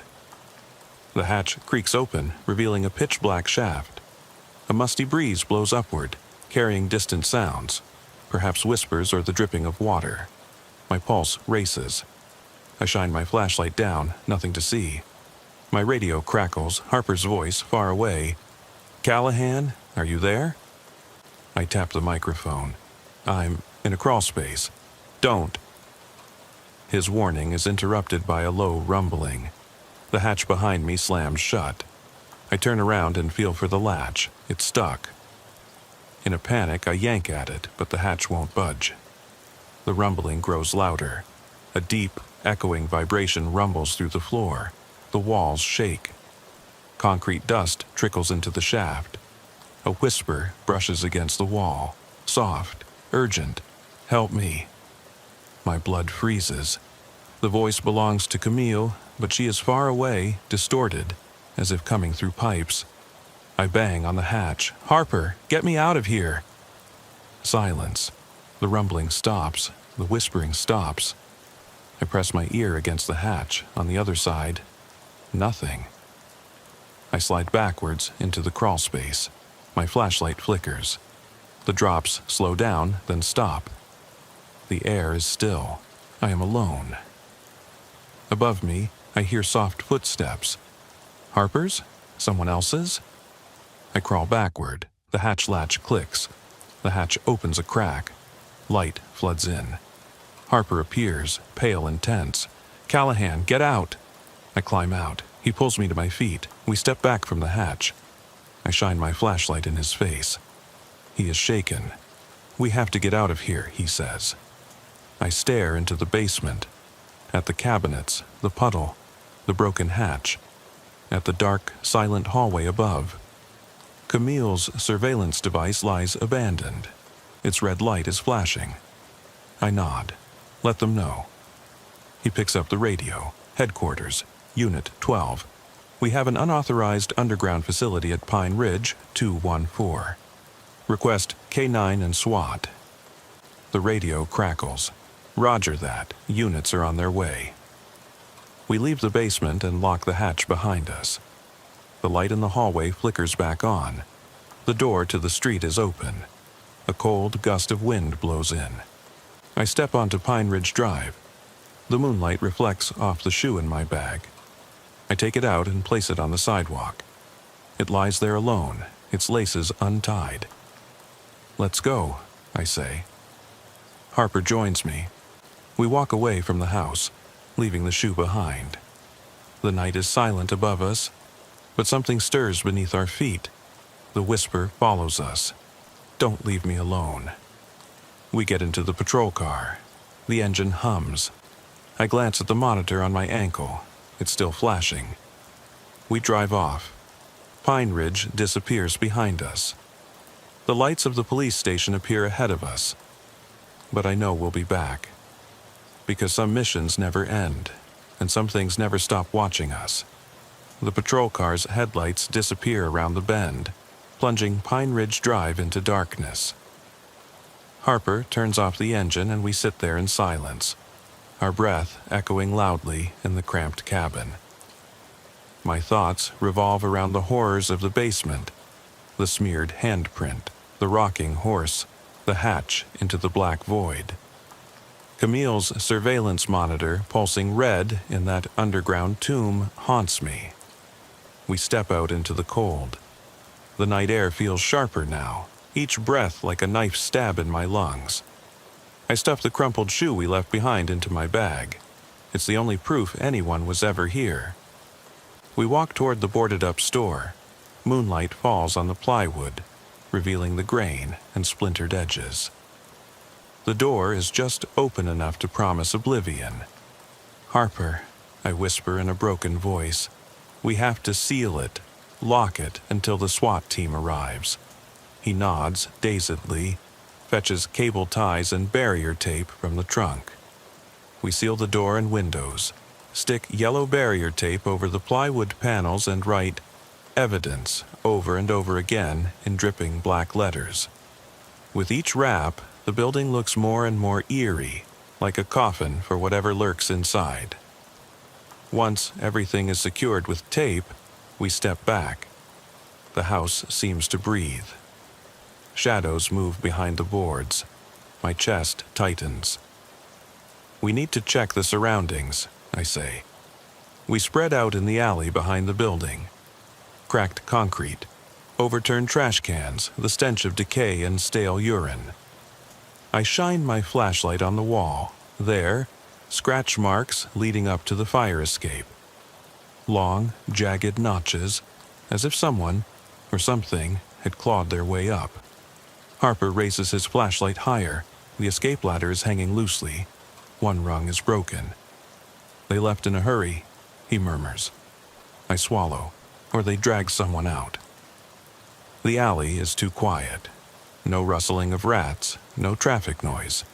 Only our boots on the broken glass. We turn the corner to the front, where the streetlight flickers above us. The yellow light reveals fresh footprints in the thin layer of frost. Bare prints, smeared, leading to the neighboring property. Footprints, I say, kneeling down. They're small, Camille's. The toe prints are flat, as if she was dragged. The heel prints are deeper and slanted. Someone pulled her forward. Harper takes photos. Should we follow them? I hesitate, torn between chasing ghosts and waiting for backup.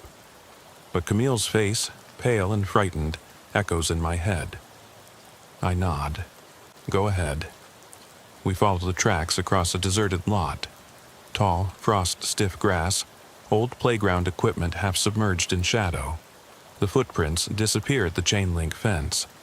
But the fence is bent inward, the wires sticking out like ribs. Someone crawled through. Behind it lies the old textile factory, ready for demolition for 10 years. A labyrinth of bricks and broken windows. The neighborhood kids call it Bleeder, and claim you can hear the building cry when the wind blows. Tonight, there is no wind. I press my radio. Headquarters, Unit 12. We're going into the factory on foot. Please be careful.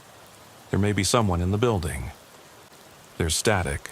I repeat, please send K9 and emergency teams. Silence. Then, understood. arriving in 5 minutes. We slip through the gap in the fence. The factory's exterior is massive and silent. I push, open the side door. It's unlocked. Of course. We enter a huge hall. The remains of looms and conveyor belts loom up in the darkness. Our flashlights shine on rusted machines, broken glass, and puddles that reflect our beams of light. The air is colder, damp with condensation. My breath forms mist. The only sound is the soft dripping of water from the pipes above us. Footprints in the dust. Ours, then Camille's. They lead deeper into the mill. I follow her, my heart pounding. We pass an archway made of steel beams. The footprints split, some leading up a ramp, others to a barred walkway. I opt for the walkway. I'll have a better view from there. Harper goes to the ramp. On the walkway, gratings rattle under our feet. I shine my lamp downwards. Darkness. But in front of me I see a white flash, a sleeve, a leg, then nothing more. I move forward cautiously. The beam of light falls on a spot on the railing. Dark, sticky. I run my gloved finger over it. Blood. A moan echoes up from below. A soft, pain-filled sound. I freeze. It repeats. A woman's cry. I lean over the railing and shine the beam of light down. In the pit below me, I make out a figure clinging to a support column. Camille's jacket, crumpled, but Camille is nowhere to be seen. The figure moves. I lean closer. Harper croaks. "Callahan, did you find anything?" I hold up the radio. I see something. Down in the pit, it sounds like a woman. It could be Camille. He replies, "I'm at the ramp. Something's wrong here. It feels like we're walking into a trap." My stomach clenches. Stay alert. I step off the walkway onto the ladder leading down. My boot slips on the metal step. I catch myself. The moaning grows louder. A throaty, hoarse sound. I climb down, each step clanging. At the bottom, the beam falls on the figure. Not Camille, but the middle-aged woman from the house, the one who was crawling on her hands and knees. She is lying face down, arms outstretched. The monitor is dark. I rush forward. "Ma'am." I kneel down and turn her over. Her eyes are closed, her skin ashen. No pulse. My heart sinks. A soft noise behind me. I turn around. Harper is standing pale at the ladder. "She's dead," I whisper. He nods. "We have to get out of here now." I look around. The pit is surrounded by support beams and broken crates. The only way out is the ramp and the ladder behind us. But on the other side of the pit, halfway up the wall, I see a narrow ledge. There are footprints on it, small, bare ones. Someone climbed out there. "Up there," I say, pointing. Harper shines his flashlight. "They got away." I grit my teeth, or they want us to follow them. I look at my watch. 2:39 a.m. Reinforcements should be arriving any minute, but I don't want to wait. Not while Camille, or whoever is left, is escaping. I turn to Harper. "Should we split up?" He shakes his head. "Number we're going together." I exhale. "All right." We climb back up the ladder to the catwalk. The moans have stopped. The mill is silent again, as if it has swallowed its own terrors. We head for the ramp. The beam of my flashlight falls on footprints leading to a service door at the other end. They're Camille's size. We hurry up the ramp. Flakes of rust fall beneath our feet. The service door is ajar. I push it open and step onto a landing overlooking the loading dock. Moonlight streams through broken windows, casting long rectangles on the concrete floor. Outside, there are frost-covered pallets and an overturned forklift. Footprints lead across the ramp into the darkness. I step outside. The night air hits my face. I shine my flashlight across the yard. Nothing but boxes and shadows. Then, at the edge of the lot, I see a flicker, a pale figure disappearing behind a stack of pallets. I raise my voice. "Camille!" "Police, stay where you are." No answer. I keep walking and Harper appears beside me, gun drawn. We circle the pallets. The beam of light catches a movement. The silhouette of a woman darting back and forth between the boxes. I start running. She's small, hunched over, and moving strangely, almost like she's crawling. "Stop!" I shout and lunge into the air where she should be. I slip on the frost. The figure disappears. The beam of my flashlight falls on another shoe, Camille's other shoe. The lace is untied. My heart sinks. I look up. Harper is gone. The yard is empty. The wind moves the pallets, causing a metallic clanging sound. I pull out my radio. "Harper? Harper!" Only static. I'm alone. I breathe in gasps. The yard is silent. The mill looms behind me, its windows dark and empty. Behind it lies Pine Ridge Drive. Empty. I pick up the shoe. It's hers. Camille was here. Then she was gone. I slide to my knees and press the shoe to my chest. "Camille," I whisper, "where are you?" No answer. Above me, the moon disappears behind a cloud. The yard sinks into deeper shadow. I put the shoe back in my bag and stand up. Reinforcements will be here any minute. SWAT K9, flashing lights and sirens. They'll clear the mill, search the grounds. They won't find anything, because she's already gone. I turn back to the mill's loading dock. The service doors open, a narrow strip of darkness visible. I step forward, because I need to know. My boots crunch on the frost. The door closes quietly behind me, and the night exhales. I step out of the darkness of the loading dock into a narrow service corridor. The metal door slams shut behind me, and the sound seems to echo for an impossibly long time before fading away. The beam of my flashlight dances over peeling paint and exposed pipes. The air here is stuffy and heavy with the smell of oil and rust. Frost from outside seeps under the doorsill and forms a thin white line on the concrete floor. My boots clatter as I walk down the hallway. Every step seems amplified, my own breathing, the distant dripping of water somewhere deeper in the mill. I glance at my watch. 2:47 a.m. 10 minutes until backup arrives. 10 minutes to find Camille or whatever's left of her. I turn a corner into a larger room, a former shipping hall, I guess. The roof has partially collapsed, letting moonlight stream in, breaking through the darkness in slanted beams. Amidst the debris, I spot footprints in the dust. Small, barefoot, irregularly spaced, as if someone had been half crawling, half running. They lead to a rusty staircase that continues down into the basement. My pulse is racing.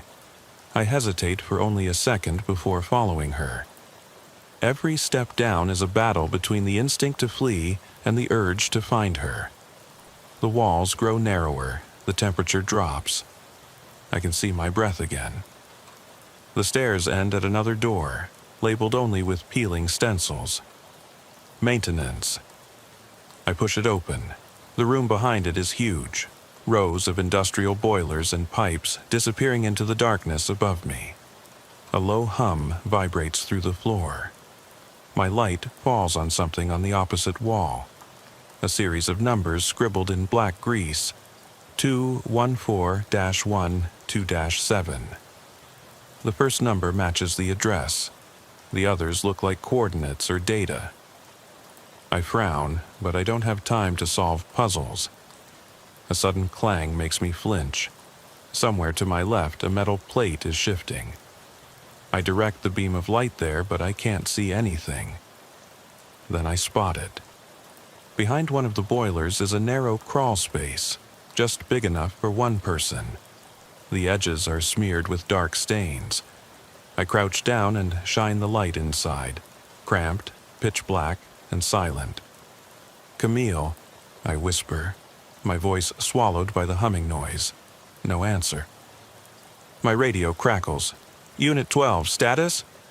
Reinforcements are here early. I swallow. In the basement, possible access to a hidden crawlspace. Request a response team immediately. Static, then. Roger.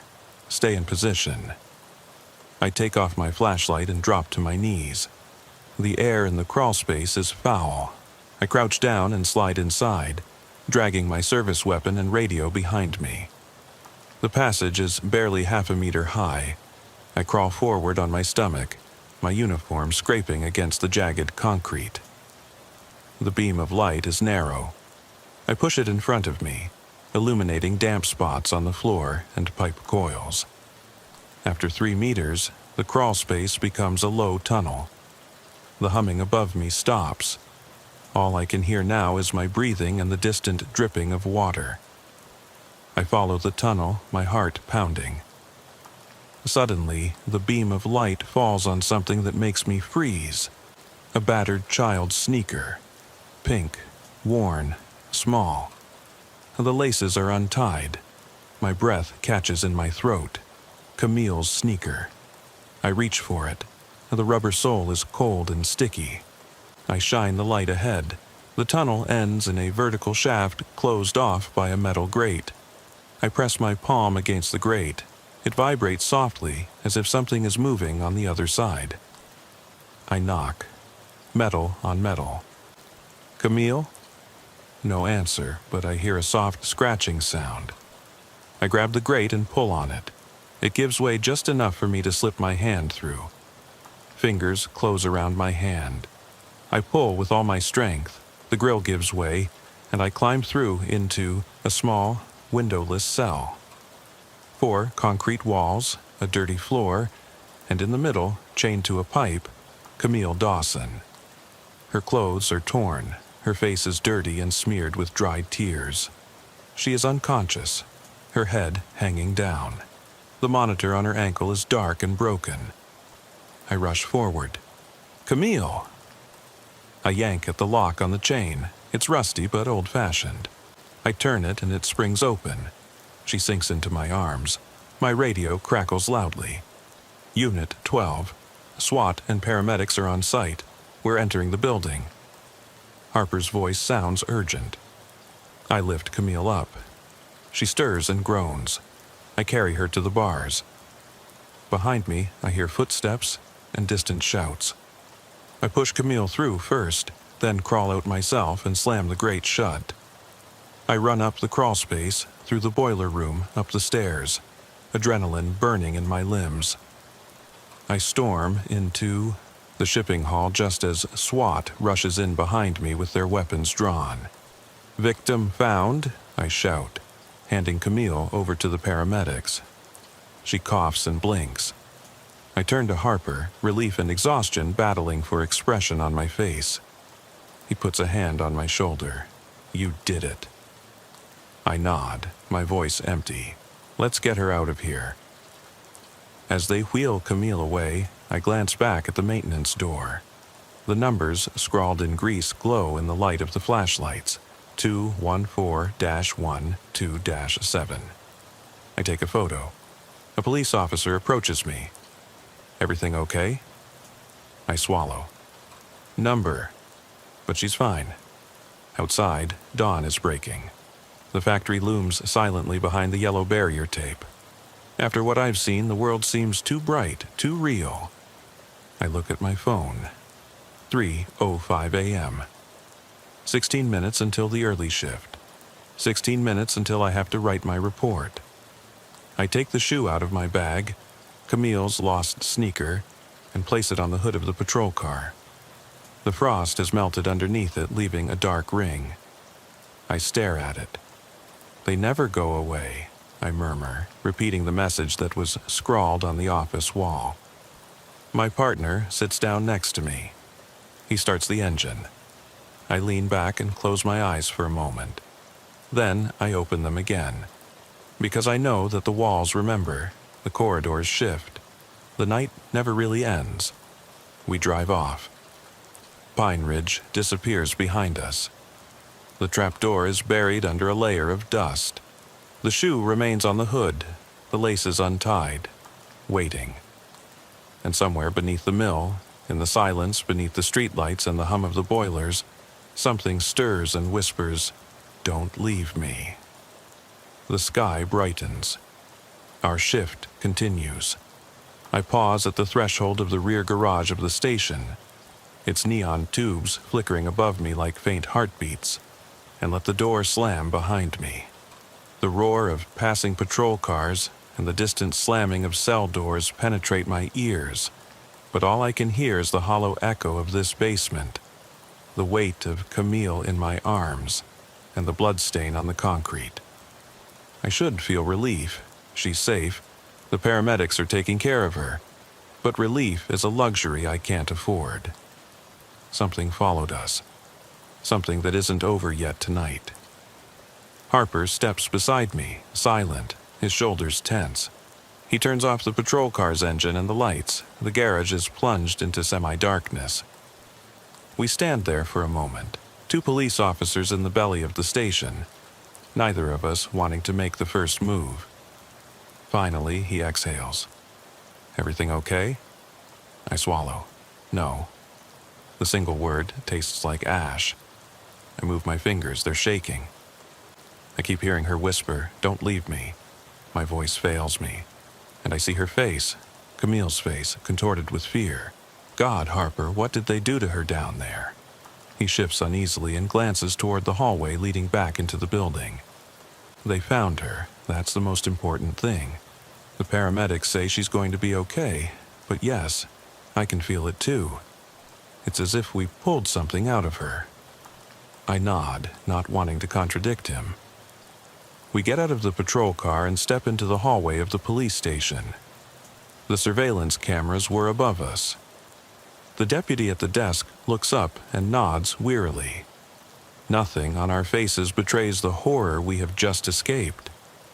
To the world, it's just another nighttime return from a call. Routine. In the changing room, I take off my uniform jacket and notice for the first time how stiff it is from dried blood and dirt. My hands hover over the collar of my jacket. I catch a glimpse of my reflection in the row of metal lockers. Dark circles under my eyes, sunken cheeks, tortured eyes. That's not me, not the man who joined the police force to help people, to keep order. This feels like something completely different. I strip down to my t-shirt and throw my uniform into a plastic bag for biological hazards. The texture of the bag brings me back to reality, regulations, containment. We pack evidence into bags, write reports, file trauma in neat digital files, until the next call. I seal the bag. The smell of disinfectant and sweat fills the small room. Harper comes in and takes off his gear. He doesn't look at me. He hangs his jacket on the hook and then stops at the door. "I'm going to get a coffee," he says. "Want one?" I shake my head. I have to write my report. I swallow hard. "You should rest. The early shift starts in 4 hours."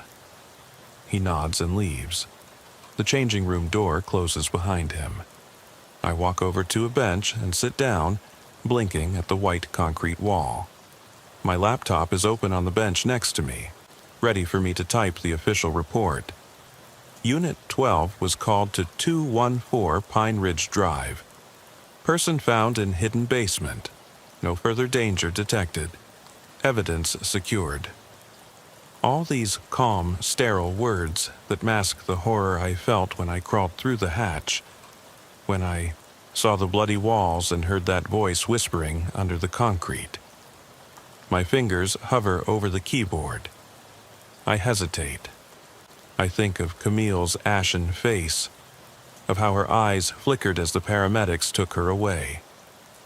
I think of the woman we found crushed in the pit, dead before we even knew her name, and the rocking horse that moved on its own. I think of the stain. They never go away. And I realize that the report can't capture any of this. It will clean everything up. It will bury the fear under paragraphs and bullet points. I close the laptop. The locker room is too small for these thoughts. I get up and walk to the exit. The guard is quiet now. Only the hum of the ventilation system and distant footsteps in the station can be heard. I walk down the hallway to the back door that leads to the parking lot. Every step echoes. My boots feel heavy, weighed down by memories. Outside, the night air is fresh, the moon hangs low. The parking lot is empty except for a single patrol car standing near the fence. I walk toward it, drawn by the soft red glow of the monitor attached to my ankle. A reminder that I'm still on duty, still connected, still tied to this shift. I glance at the monitor, steady pulse, but my pulse is racing faster. I stop at the fence. Behind it rises the dark silhouette of the dilapidated mill, its windows staring back like dead eyes. Yellow barrier tape flutters in the wind. The SWAT vehicles are gone. The paramedics have left. Only the building remains, sealed off for now. But I know it's not sealed. The hatch is buried under rubble. The corridors are plunged back into shadow. The crawl space is waiting. I slip my hand into my pocket and pull out the little pink sneaker, the one I pocketed earlier when no one was looking. It's scuffed, damp, the laces still untied. I hold it up to the moonlight. The rubber sole has the same dark stain I saw on the basement floor. I turn it in my hand, looking for more clues, scratches, names, hints. Nothing. Just the disgusting smell of fear that seems to cling to it. I drop the shoe onto the trunk lid of the patrol car. It lands softly, a pale mark on the dark paint. The frost beneath it glitters briefly and then melts into a dark ring. I step back. A faint sound, metal on metal, makes me spin around. The chain-link fence rattles where it is bent. For a moment, I think I see movement. A figure crouched low, silhouetted against the black wall. I raise my flashlight. The beam pierces the darkness. Nothing. Just the empty lot, only the silent factory behind it. I exhale, but my breath sticks in my throat. The monitor on my ankle buzzes, a message from headquarters. Unit 12, complete your report. I glance at the glowing screen. Report. Key points. The sanitized truth. I suppress a laugh.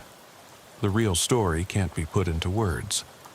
I look back at the shoe, then at the mill, then at the endless dark road leading away from it. Part of me wants to drive away until the rising sun drives away the cold.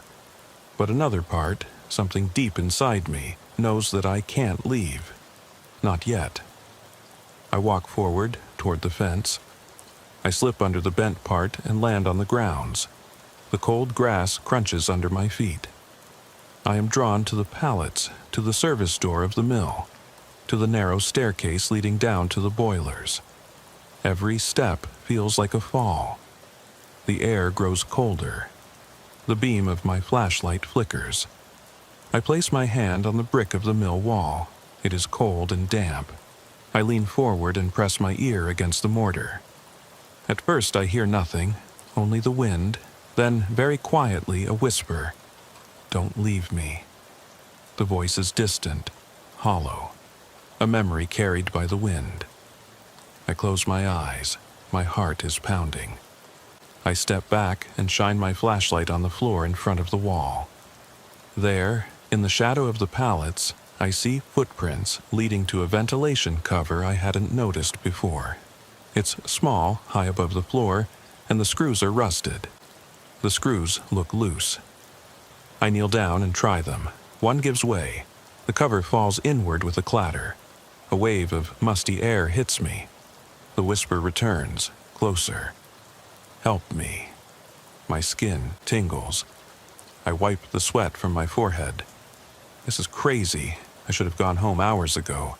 But now, the whisper belongs to me, a call I cannot ignore. I shine my flashlight through the ventilation opening. Darkness, movement, the silent promise of the unknown. I look back at the lights of the station flickering on the horizon. Then I look at the small pink sneaker on the floor next to me. I pick it up and put it in my jacket pocket.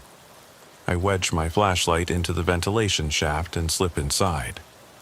The metal is jagged and cuts into my sleeve. I crawl forward into the darkness. The whispering grows louder and echoes through the shaft. Don't leave me. Don't leave me. My uniform scrapes across the concrete. My fingers find the hatch we had closed. The yellow tape is torn. The boards are splintered. The hatch is half open, as if welcoming me. I press my palm against the cold metal. It vibrates softly. It's alive. I take a deep breath and then push. The hatch swings open, revealing an underground passageway. The air is damp and still. My flashlight flickers. I step inside. Behind me, the ventilation cover closes with a soft click. The night outside disappears. The world above me fades away. The protective darkness engulfs me, and the whispering becomes a chorus. Voices from the walls, from the cracks in the concrete, from the spaces between reality and nightmare. Don't leave me. Stay. Stay. I walk down the corridor, my nerves on edge. The door closes behind me, sealing the room. The air in the hallway is now thicker, stale, foul-smelling, filled with 1,000 inaudible whispers. The beam of my flashlight flickers as I move forward, my boots scraping across the concrete. Each step echoes and multiplies, as if invisible beings are walking back and forth directly behind the light. The walls pulsate at the edge of the cone of light. Joints shift. Dark streaks seep out of the mortar. The hissing of distant pipes mingles with the chorus. Don't go away. Stay with us. I hold my free hand over my radio, hoping for contact, but all I hear is static. The fabric of my uniform feels heavy, soaked with sweat and something darker. I swallow. The corridor splits in front of me. To the left, the floor drops away and disappears into the shadows. To the right, a staircase leads upward, toward the distant glow of a single, flickering light bulb. My instincts confuse me. Logic screams at me to go up, back to daylight, but the whispers pull me down. Camille's sneaker pulses in my jacket pocket, a beacon that comforts me and curses me at the same time. I press my thumb against the rubber and wish its light would guide me. Harper, I murmur into the silence. Where are you? No answer, just the whispers. I decide to descend. Every step is a struggle. Gravity pulls me into the unknown. My heart stays behind. The beam of light reveals scribbled messages on the walls, desperate words in dark smudges. They never forgive. We live among you. Stay with us. My stomach churns. I pass open doors, empty rooms where only echoes reverberate. A throaty moan rises from below. I pause and shine the flashlight into the darkness. Something moves at the edge. Harper? No, the middle-aged woman from the house, crawling on all fours. Her face turned upward. Her eyes, empty sockets, follow me. She whispers, "Find her." I step back. She retreats into the shadows. I follow her, as if driven by some force. The hallway curves, the ceiling lowers. The monitor on my ankle glows faintly. Camille's signal, pulsing slowly. The last beep, right in front of me. I turn a corner into a huge room lit by a pale glow seeping through cracks in the ceiling. The floor is littered with debris, old patrol badges, broken glass, discarded radios, all fused with the concrete as if absorbed. In the middle, Camille kneels, head bowed, arms outstretched toward a jagged crack that splits the floor. A soft, eerie light emanates from the crack. She sways back and forth and whispers, "Don't leave me." I call her name. She looks up, her eyes shining strangely. Her mouth twists into a sad smile. "You came back," she says. Her voice echoes, overlaid by another. "But you can't leave now." I step forward. The crack widens. A low rumbling shakes dust from the roof beams. A hand emerges from the crack, pale, long, with splayed fingers. Then another. A face, gaunt, faceless, porcelain smooth. The thing floats upward, between me and Camille. My flashlight flickers. The phosphorescent glow intensifies, bathing the room in a sickly green light. The whispering swells to a deafening noise. Stay. Come to us. Don't ever leave. I throw myself onto Camille's arm. She stands up. The monitor falls to the floor with a clatter, its red light flashing wildly. Go, she hisses. Go while you still can. I hesitate. Behind me, the corridor has disappeared. Only a wall remains. The only way out is the crack. The thing floats closer, its face leaning curiously. I glance at Camille. Her eyes are vacant, resigned. No, I whisper. We're leaving. Together. She shakes her head. I belong here now. She steps toward the crack and stretches out her arms. The thing reaches out its hand. Their hands touch. The light from the crack engulfs them. Camille's figure blurs and then dissolves into the glow. I stagger back, my heart pounding. The thing turns toward me. Empty eyes stare at me. It smiles, a crack in porcelain. Then it dissolves into particles of light, sucked back into the crack, which slams shut with a thunderous bang. Silence returns. The glow in the chamber fades. The beam of my flashlight grows steadier. Camille is gone. The crack is sealed. The floor is smooth, as if it had never been broken, open. The debris remains. Badges, radios, the monitor, its red light now extinguished. I sink to my knees, my chest heaving. I pick up the monitor and the sneaker, both lifeless mementos. The whispering has stopped. In the silence, I can hear my own breathing. I look at my watch, 3:27 a.m. 14 minutes until dawn. 14 minutes until someone wonders where I am. I stand up. The hallway in front of me is now clear, a straight path leading upward. I follow it. Every step feels unreal, as if I'm waking up from a dream. The air is getting warmer. The hum of morning traffic drifts in. I step into the shipping hall of the abandoned factory.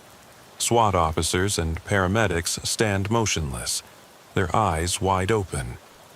They make room for me to pass. I hold up the monitor and the sneaker. No one speaks. Outside, the pale light of dawn filters through broken windows. I step outside and squint. The horrors of the night remain behind me, trapped in concrete and shadows. Harper joins me at the patrol car. Relief is written all over his face. Did you find her? I shake my head. No. My voice breaks. She's gone. He nods solemnly. Let's go home. I sit down next to him, my heart heavy. The engine starts.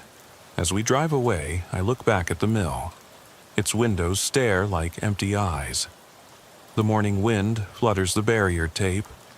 The pink sneaker and the surveillance monitor lie on the hood of the patrol car, glistening in the dawn light. I watch them until they disappear from view. Some calls cannot be answered. Some souls cannot be saved. And some places never let you go. We drive into the pale light. 2 police officers bound by secrets that no report can record. The road stretches out before us. Bright, ordinary, unsuspecting. But I know that darkness awaits. And I know that I will never be the same again. The corridor opens into a wide, vaulted hall, its ceiling lost in shadow. My boots clatter on the stone slabs, which feel unimaginably old beneath the mill's modern shell. Dust swirls in the rays of pale morning light, streaming through the tall, broken windows. I should feel relief. Daylight means safety. But the air here tastes of decay and memory. The whispering has stopped, as if the building itself is holding its breath. I step forward, clutching the broken monitor and the worn pink sneaker. Both feel impossibly heavy in my hands, talismans of a night that should never have been.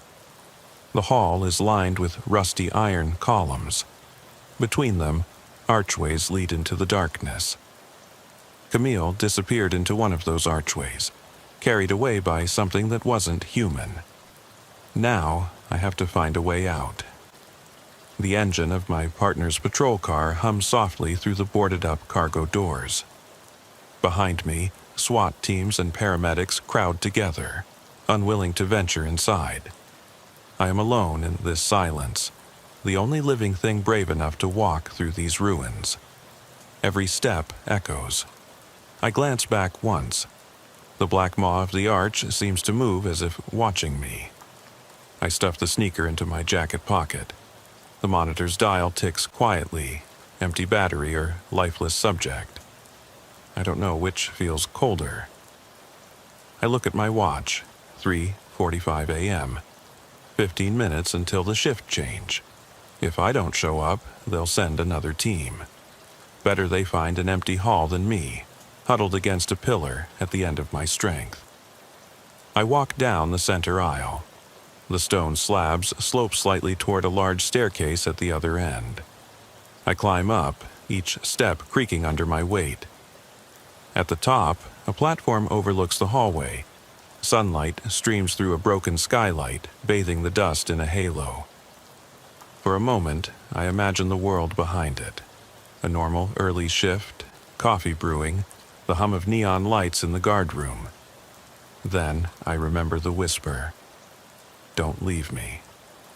I cross the landing and push open a heavy metal door that leads into a narrow gallery. Rusty walkways branch off and lead to nowhere. Gaps where the floor grates have collapsed. I feel my way along the railing, my heart pounding.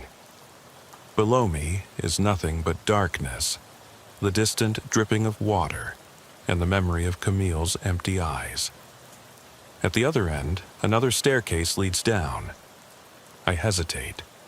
Reason tells me to turn back, seal the place, write the report, go home, and forget everything. But something pulls me on. The promise I made to myself to find her, or die trying. I climb down. The stairs lead to a platform from which I can see the original passageway where I found the hatch. The walls here are damp with condensation. The air sticks to my skin. I shine my flashlight into the void. The hatch cover lies twisted on the floor, yellow tape fluttering in the wind. The passageway behind it is silent. I climb through the opening and let myself fall into the darkness. The hatch swings shut above me. I am back in this underground corridor. Only now the walls are bare concrete. No smeared messages, no pulsating glow. The place seems empty, worn out.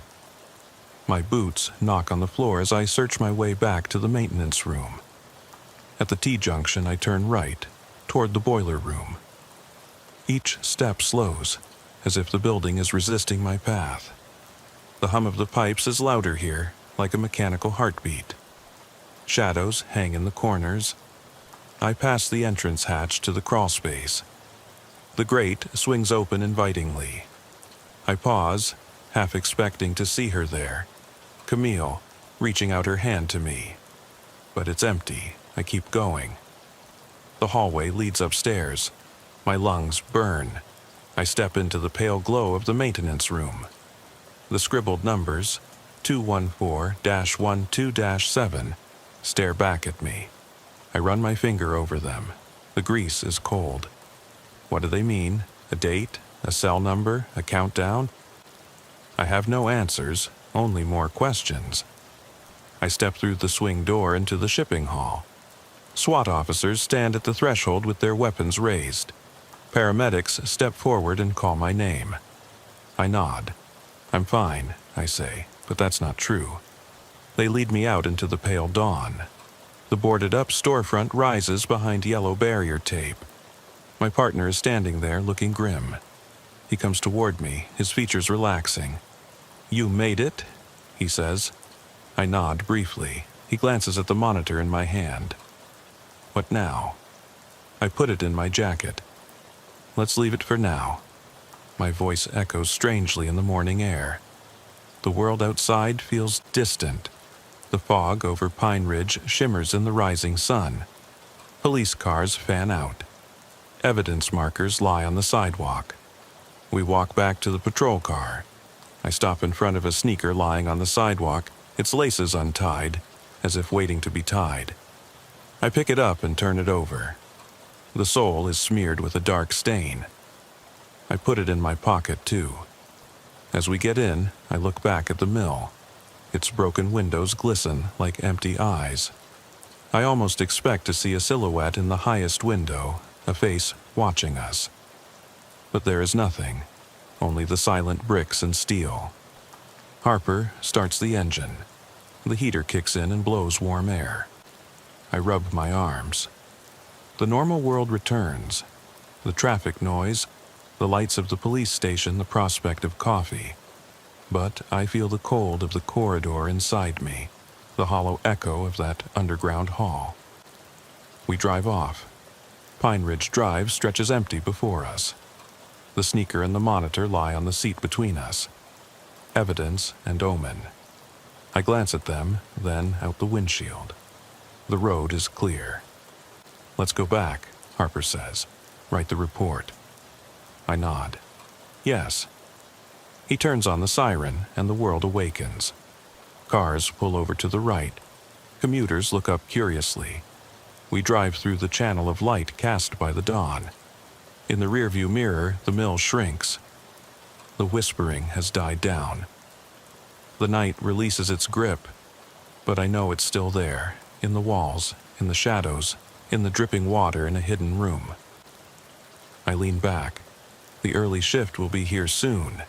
My report will be like every other. Person found, no further abnormalities. Building secured, evidence secured, crime scene cleared. That's true. But the real story takes place in the spaces between those sentences, in the changing corridors, in the whispering noises, in the souls that never leave. I close my eyes for a moment. When I open them again, the sneaker and the monitor are gone. The seat is empty. I look beside me. Harper is watching the street. I exhale. The world feels smaller, quieter, as if something is missing. I feel my jacket pocket empty. I realize I took them out, but left parts of myself behind. In this hallway, in this chamber, in this crevice. They called me back, and I answered. Now I carry their echoes with me. We drive into the station parking lot. The sky is pale gold. I turn off the engine. The patrol car falls silent. I get out, my boots on concrete. The morning shift comes in behind me, eyes bright, unaware. I walk to the crew room. My partner follows me. The door closes. Inside, the neon lights hum. Coffee steams on the desks. Reports pile up. The world buzzes with routine. I put my hand on the desk. No monitor, no sneakers, just the memory. I take a deep breath. Unit 12, I say to the clerk. Here's our report. I watch her type. Each keystroke is a small step. But I know the hallway is waiting. The whispering will start again. And I will answer, because some calls never end. I step out of the patrol car into the cold shortly after midnight, and the streetlight above me flickers, as if it can't decide whether to go out or stay on. The engine hums quietly and steadily behind me, the only sound except for the soft rustling of the wind blowing across the empty parking lot. My radio crackles once.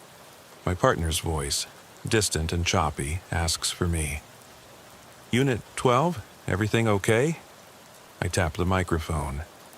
Yes, everything quiet so far. I'm doing my rounds at the old Mercer store. I pause and listen. Nothing but the distant barking of a dog and the squeal of tires on asphalt. Roger. Keep me posted. The Mercer building has been vacant for years.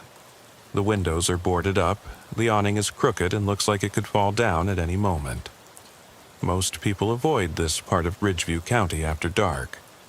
Rumors of strange lights, noises, and even sightings of a lone figure darting back and forth between the alleys keep the curious away.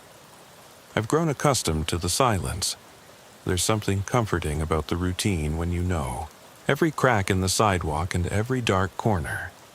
Tonight, however, something feels strange, as if the air itself is holding its breath. I turn off the ceiling light in the patrol car, go to the trunk, and take out my flashlight and radio. The beam of light cuts through the darkness like a knife, illuminating the trash. Discarded soda cans, an old sneaker, a broken beer bottle. I shine the light on the storefront.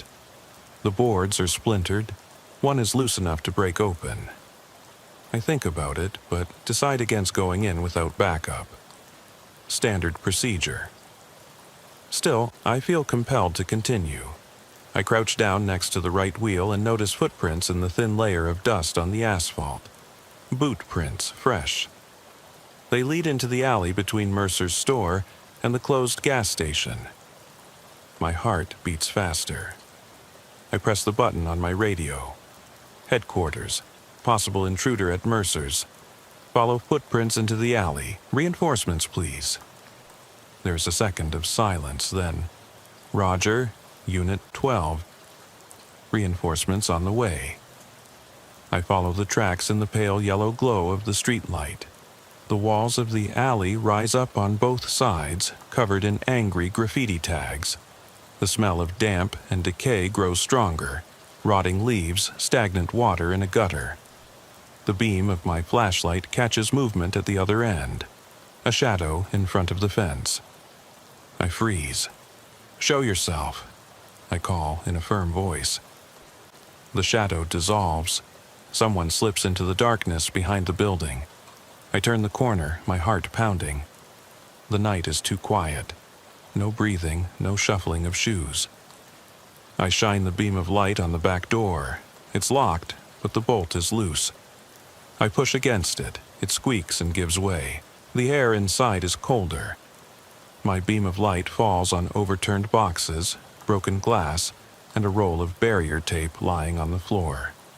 I move forward cautiously, all my senses on alert. My radio is silent now. I didn't think to mute it. The echo of my footsteps reverberates loudly. Then I hear it, a soft click, as if a door were being closed behind me. I turn around. Nothing. The beam of light catches dust particles floating in the stale air. I swallow. "Hello?" My voice sounds quiet. Footsteps, quiet, deliberate, behind the office partition. I approach with my weapon drawn and my flashlight in my free hand. The office is cramped. A metal desk, a dusty computer monitor, yellowed papers scattered around. The monitor flickers on by itself and displays green text. "Hello, police." A chill runs down my spine. I step back, my hand trembling. The message changes. "You should not be here." The screen goes black. My flashlight flickers. I turn toward the door, then it slams shut. My radio crackles. "Unit 12, what's your status?" It's headquarters. I force myself to speak calmly. The door seems to be... Did you hear that? Silence, then static. "Repeat your location." I press the unlock button. Nothing. The handle is blocked. The beam of my flashlight sweeps across the room. Shadows writhe in the corners like waiting creatures. I go back to the desk, grab a piece of paper, a bill from 6 years ago. The header reads Mercer's Hardware. The date, October 31st, 2018. The last day the store was open before it closed for good. I feel the hairs on the back of my neck stand on end. I glance at the monitor. Now there's only one line left. "Still here." I press my back against the desk and try again to open the door. It gives an inch, then stops. My radio crackles. "Officer Callahan, come in." My partner's voice now sounds urgent. We've got the back door. Everything okay? I force a laugh. Yeah, I'm fine. Just checking the store. Nothing. The beam of my flashlight falls on the corner. There's a figure standing there, its pale face half in the light, its eyes reflecting the light. I fire a shot, a warning shot. The figure disappears into the darkness, leaving only the echo of my heartbeat behind. Callahan, my partner. What the hell, are you hit? I lower my gun. Number I. I saw something. I'm getting out of here. I yank open the door. It swings wide. I run out and stumble into the alley. My partner's patrol car pulls up with screeching tires. Headlights flood the alley. They jump out and call my name. I wave them off with a trembling voice. We have to check inside. I point back to the door. There's something in there. They shine their headlights through the broken window. Nothing. No boards moved, no new or old footprints. Just stale air and empty boxes. My partner looks at me. Everything okay? I shake my head. Number. We drive back to the station in silence. The radio is buzzing with routine calls, accidents, noise complaints. Another emergency call that was aborted at Maple and 5th. I lean my head against the window and close my eyes. The memory of the message on the monitor burns in my mind. Later, at home, I can't sleep. I lie in bed and stare at the ceiling, replaying every moment over and over again. The door slamming, the text message, the pale face. Sleep won't come. Instead, I play back the call log. 12:04 a.m. Emergency call interrupted. 12:07 a.m. Possible intruder. 12:10 a.m. Backup requested. At 2 a.m., my cell phone vibrates. A text message from headquarters. Check Mercer's again. The alarm is off. I pull on my jacket and head back out. The parking lot is empty. The store is quiet. But on the dusty sidewalk, new footprints lead to the door. I follow them inside. The monitor in the office flickers back on. This time, it displays a new message. Thank you for coming back. I step forward, my heart pounding in my throat, and the door closes behind me. The flashlight goes out. My radio crackles. Then I hear a voice that doesn't come from headquarters whispering, "Stay a little longer." My hand clenches the desk, my fingernails digging into the wood. I don't know if I'm frozen or if the whole world has slowed down. The monitor goes black. In the darkness, I hear breathing that isn't mine. I clear my throat. Who's there? No answer. Just the hum of the building settling down, or something else moving in the shadows. I take a deep breath and step into the darkness. Because I have to know. And whatever I find, I'll record it. Everything. Because someone has to know what happens in Ridgeview after midnight. The beam of my flashlight flickers again, and I force my legs to venture deeper into the darkness behind the desk. Each step echoes like a gunshot in the silent room. My breath comes in gasps. Behind me, the door remains locked, stubborn, immovable. My radio crackles once and then falls silent. I am alone again, cut off from backup, accompanied only by the musty smell of dust and fear. The low hum of the building's electrical system roars in my ears, and I can almost believe it's talking, whispering warnings that I'm too scared to obey. The circle of light from my flashlight trembles across the floor. Broken glass, scattered papers, the long, unused coffee cup with last year's coffee grounds still stuck to it. I crouch down, pick up the cup, and examine it. The ceramic is chipped, and there is a long crack running down one side.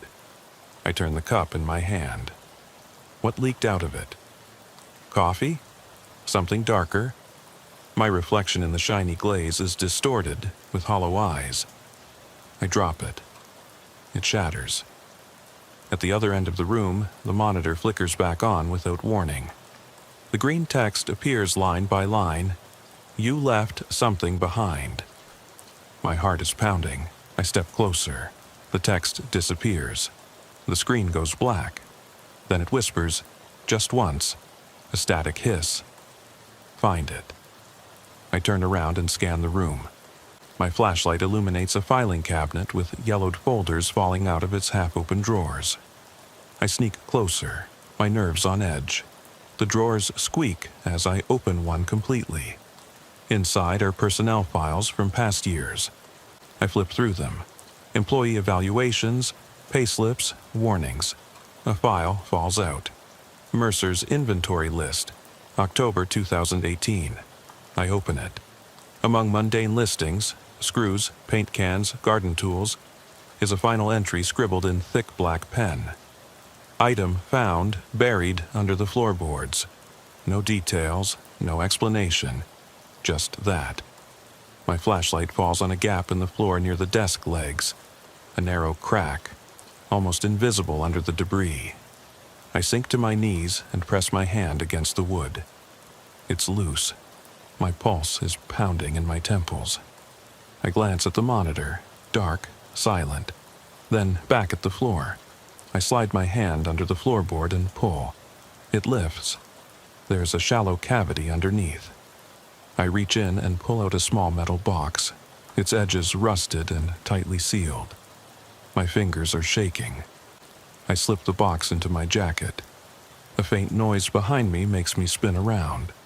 The office door handle rattles, as if someone outside is trying to open the door. I hold my breath. I rush over and ram my shoulder against the door. It wobbles but holds. Whoever or whatever is out there doesn't push again. Silence returns, deeper than before. I sink against the door, my heart pounding. The metal box in my jacket pocket feels heavier than lead. I tap my radio in vain. Nothing. I've never felt so alone. I get up and go to the broken window. The glass is broken. I consider climbing through, but the alley behind was empty before, and now I doubt my senses. Something pulls me back to the desk. The box is calling me. I place it on the desk, turn on my flashlight, and shine it on the surface. Rust flakes off, revealing a lock. I lift it. Inside is a single leather-bound notebook and a tarnished key. The cover of the notebook is broken, and it has no title. I open the first page. A hasty, slanted handwriting. October 31st, 2018. They don't know about this. I should hide it better. If one of them finds this, I'm done for. A shiver runs down my spine. I keep turning the pages, sketches, a figure standing in an alley. The same pale figure I saw. Notes, times, observations, growing fear.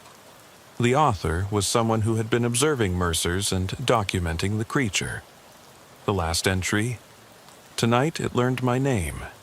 It speaks to me through the screen. It knows my thoughts. I swallow. The hairs on my arms stand on end. I look at the key. What does it open? Another drawer? A door deeper inside the building? I put it in my pocket. I turn back to the notebook.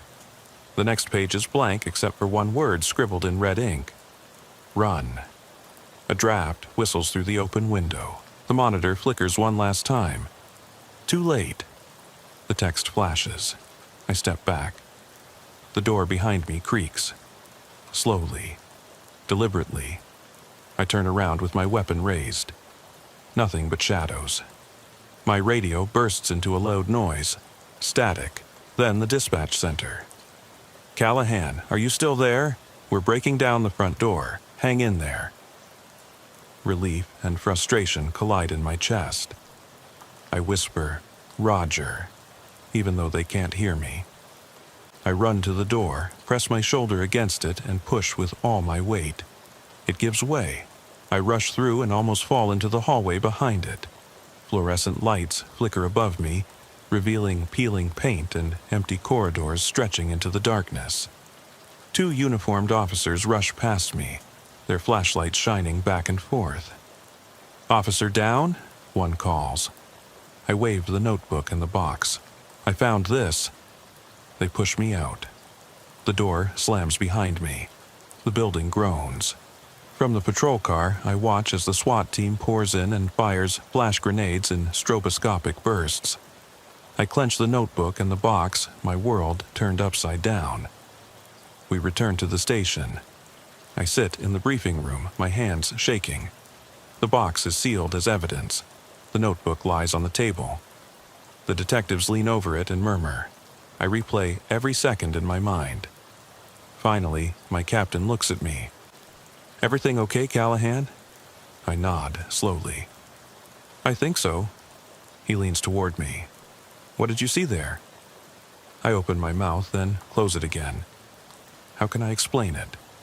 The news on the screen, the pale figure, the box under the floorboards, the feeling of being watched. I clear my throat. "I don't know," I say, "but it's not over yet." The night drags on. I can't sleep. The notebook lies on my desk at home, its pages illuminated by the streetlight outside. I've read every line. The author called himself the Observer. He had returned night after night, drawn by something he couldn't explain. His last note: "If you find this, you're next." My cell phone vibrates, a text message from headquarters, from a number I don't recognize. It says, "The Observer was right." I drop my cell phone. My heart stops. I slide to the floor.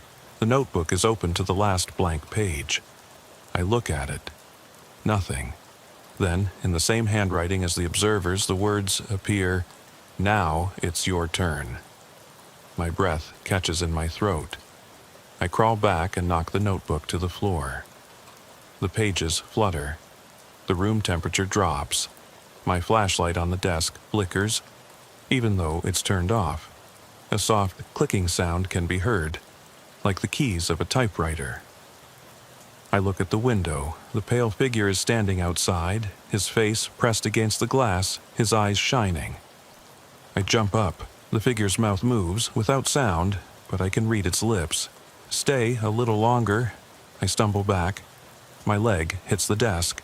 The notebook flips open, revealing a drawing.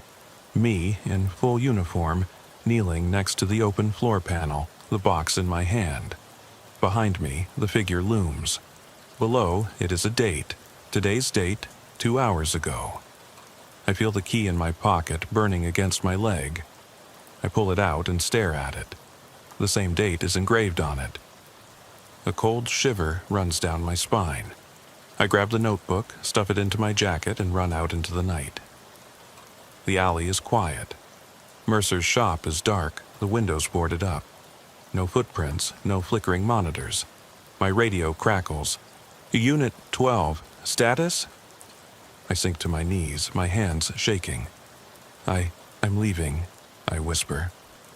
The dispatcher's voice is calm. "Understood. Return to headquarters when you're safe." I stand up and walk away, each step echoing. The notebook weighs as heavy as a brick. The box is sealed as evidence. Sealed from what? I don't know. But I do know one thing: I'm not safe. Behind me, somewhere in the darkness, a door slams shut. I don't look back, and I write everything down, every word. Because if you ever find my notebook, you should know it found me. And now it's after you. The air in the alley is unnaturally still as I pull my jacket tighter around me to protect myself from the night chill. The leather cover of the notebook feels cold and heavy in my hand. Conscious decision. Behind me, Mercer's shop looms, dark and silent. Its boarded-up windows like accusing eyes. I force my feet forward toward the faint glow of the streetlight at the end of the block. My radio crackles again. "Unit 12, do you read me?" The dispatcher's voice is calm, routine, unaware of the storm I've just fled. I swallow, and my voice trembles. "I hear you. I'm leaving the scene." "Understood. Return when you're safe." I hang up and put the radio in my pocket. The notebook burns in my jacket pocket, its presence promising me sleepless nights. I look back, nothing but shadows and boarded-up windows. But in my mind's eye, I see the pale face pressed against the glass, its empty eyes watching me as I walk away. I reach the patrol car and get in. The engine coughs and starts. I stare at the evidence box on the passenger seat. Its metal surface is scratched and rusted. The key in my pants pocket turns in the fabric, as if urging me to use it. I resist. Some things are better left locked away. I drive silently to the station, the headlights piercing the fog rolling in from the fields. The notebook lies open on the passenger seat, the pages open at the last drawing. Me kneeling, the figure towering behind me. I can't bring myself to close it. Instead, I tap the page and run my finger over the dark ink of the date. Today's date. At the station, I park under the bright neon lights of the parking lot. The world here seems artificial, bright, safe. I grab the notebook and the evidence box and get in. The front door closes behind me, and I almost flinch when it suddenly goes quiet. The control room is empty. The night shift is on break. I place the box on the evidence table and lay the notebook next to it. Detective Alvarez appears, looking tired. "Long night?" she asks. I nod. "You need to see this." I slide the notebook toward her. Her brow furrows as she reads. The box stands between us, its lock seeming to mock us both. She looks up. Should I open it? I shake my head. Not yet. We need a search warrant. We don't know what we're dealing with. Alvarez presses her lips together. Agreed. But whatever's in there, have it examined. Document everything forensically before anything strange happens. I swallow. Agreed. She takes the box and examines the corrosion. The key? I pull it out of my pocket and place it next to the box. Found it under the floorboards. It fits. She hesitates, then puts the key in the lock.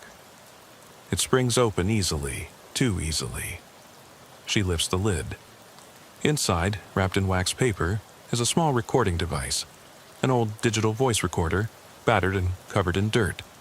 Alvarez lifts it out carefully. What the hell? She presses play. A faint hiss, then a voice. Quiet, shaky, unmistakably mine. If you're hearing this, then I've... The recording cuts off, and all that can be heard is white noise. Then, don't trust the light. I feel cold. Alvarez rewinds. Is that you? I nod, my heart pounding.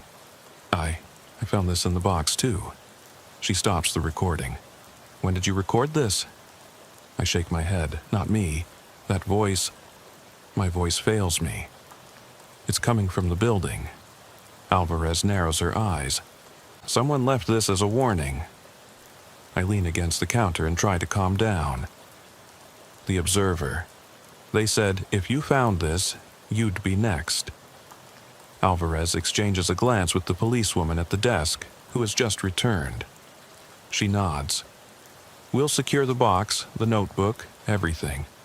You go home, Callahan, get some rest. I hesitate.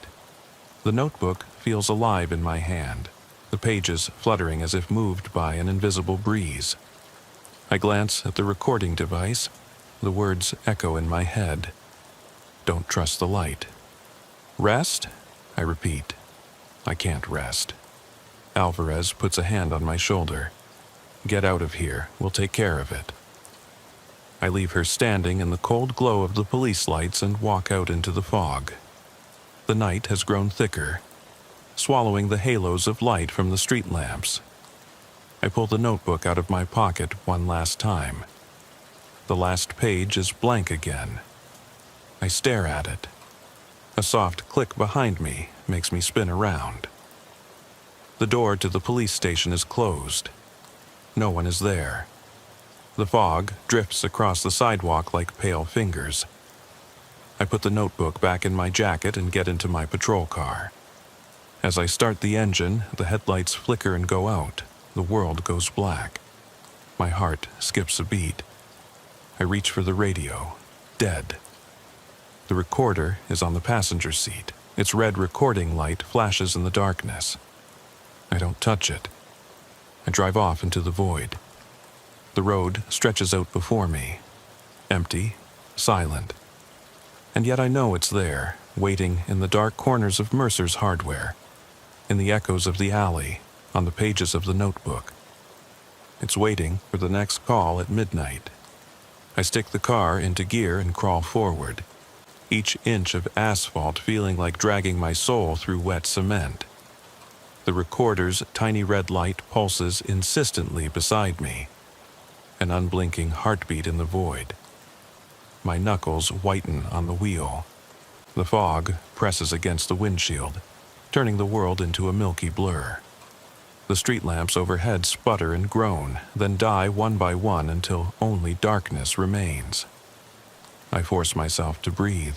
1, 2, 3. The engine idles, a thin promise of life in the blackness. I glance at the notebook on the passenger seat. The blank page seems to shimmer, as though ink might bleed onto it at any moment.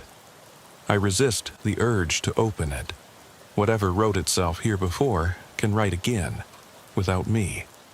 My radio crackles, static at first, then a voice so low I almost don't recognize it. "Callahan, you copy?" It's Alvarez. Relief and dread knot in my chest. I tap the mic. "Yeah, I copy." My voice sounds small, swallowed by the night. "Head back to the station," she says. "We found footprints, more of them, leading away from the hardware store. We're on them."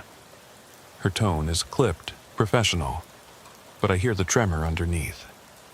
We both know it's not just footprints. It's watching us. I kill the engine. The red light on the recorder goes dark. I reach across and pick it up, cradle it in my palm. A soft click as I twist it open to reveal the tape compartment. Empty, my breath catches. I rewind the device one more time, still the same hiss, the same clipped warning.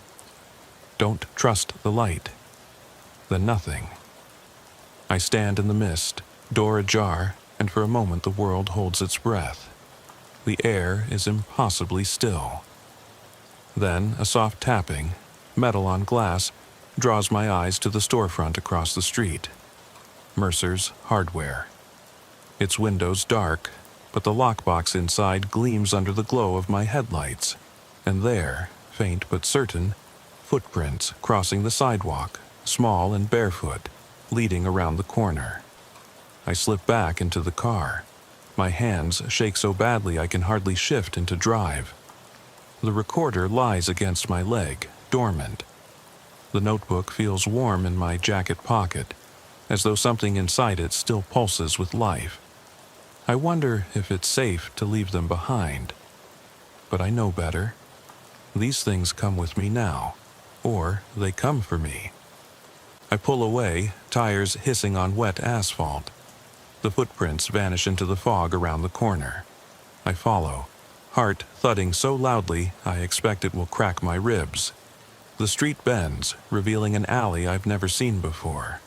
A narrow corridor of brick walls, slick with damp and shadow. No light penetrates it. My headlights fade at its mouth, leaving me staring into a tunnel of darkness. I kill the headlights. The alley is alive with sound.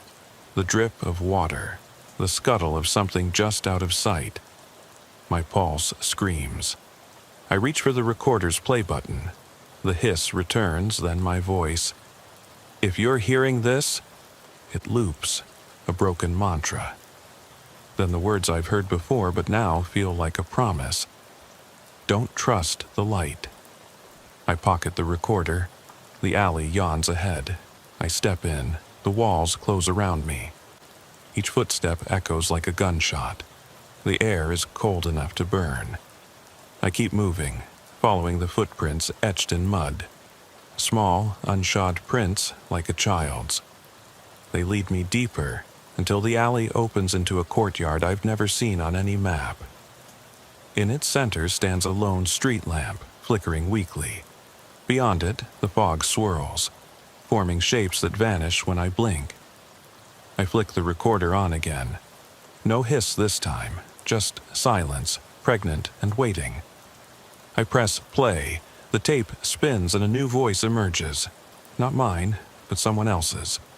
A woman's voice, terrified and desperate. He's here. He's in the light. Her words trail into static. Then a final whisper. Save yourself. My skin crawls. I look up at the lamp. Its glow is sickly yellow, haloed by mist. I remember the warning. Don't trust the light. My gut twists, but the footprints end at the lamp's base. There are no other tracks. Whoever, or whatever, left them stopped here. A chaise lounge, an overturned trash can, a broken bicycle, detritus of lives lived. But no box, no notebook entry, no recorder, just the lamp, humming softly, breathing life into the mist. I circle it, eyes peeled. Under the lamp's post, scratched into the wet concrete, is a single word. Home. My breath hitches. Home. How many times have I chased that promise only to find emptiness? I glance down at the notebook in my pocket. The blank page quivers. I pull it out and hold it under the lamp's glow. Slowly, impossibly, words begin to appear. They watch you when you sleep. My heart hammers. I drop the notebook. It falls open, pages flipping until it settles on a page already scrawled with my handwriting. They never left. They only waited for the light. A breeze stirs, though no wind should reach this enclosed courtyard. The lamp flares, bright enough to blind me. I shield my eyes. In the flash, I see them. Dozens of small figures, pale and silent, standing just beyond the circle of light. Faces too young to be here, eyes black as tar. They reach toward me, expressionless, waiting. The light sputters and dies. The courtyard plunges into darkness. The recorder falls from my pocket, clicking onto the concrete and spinning its play button until the hiss returns. I don't dare listen. I run. I don't know how long I sprint, through the alley, onto the street, heart slamming in my ears. The street lamps outside the courtyard remain dark. The fog parts before me, clearing a path back to my car. I throw myself behind the wheel, lock the doors. The notebook lies open on the passenger seat, its pages now filled with lines and lines of writing I don't remember writing. Never leave. Stay in the dark. They follow the light. I rip the notebook closed and shove it under the seat. The recorder's light still blinks. I press stop. The hiss cuts off. The silence that follows is worse. I start the engine.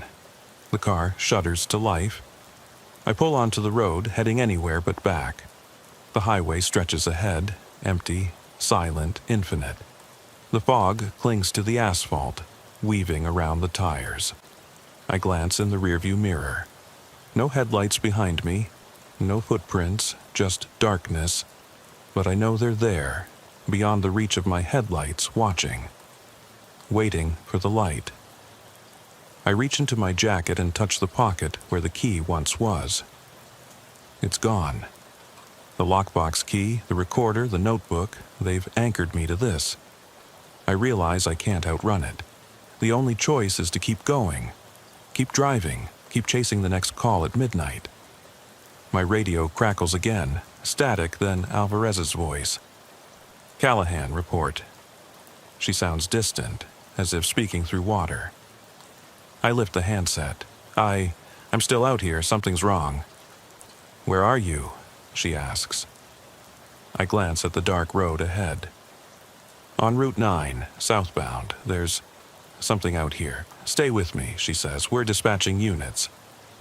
I look at the notebook's blank back cover. The pages inside are full. The story has been written, but this is just the beginning of another. Don't trust the light, I whisper into the mic. Alvarez is silent. Then, 10-4, Callahan. We'll get you through this. I hang up. The recorder begins to hiss again, unprompted. I press eject.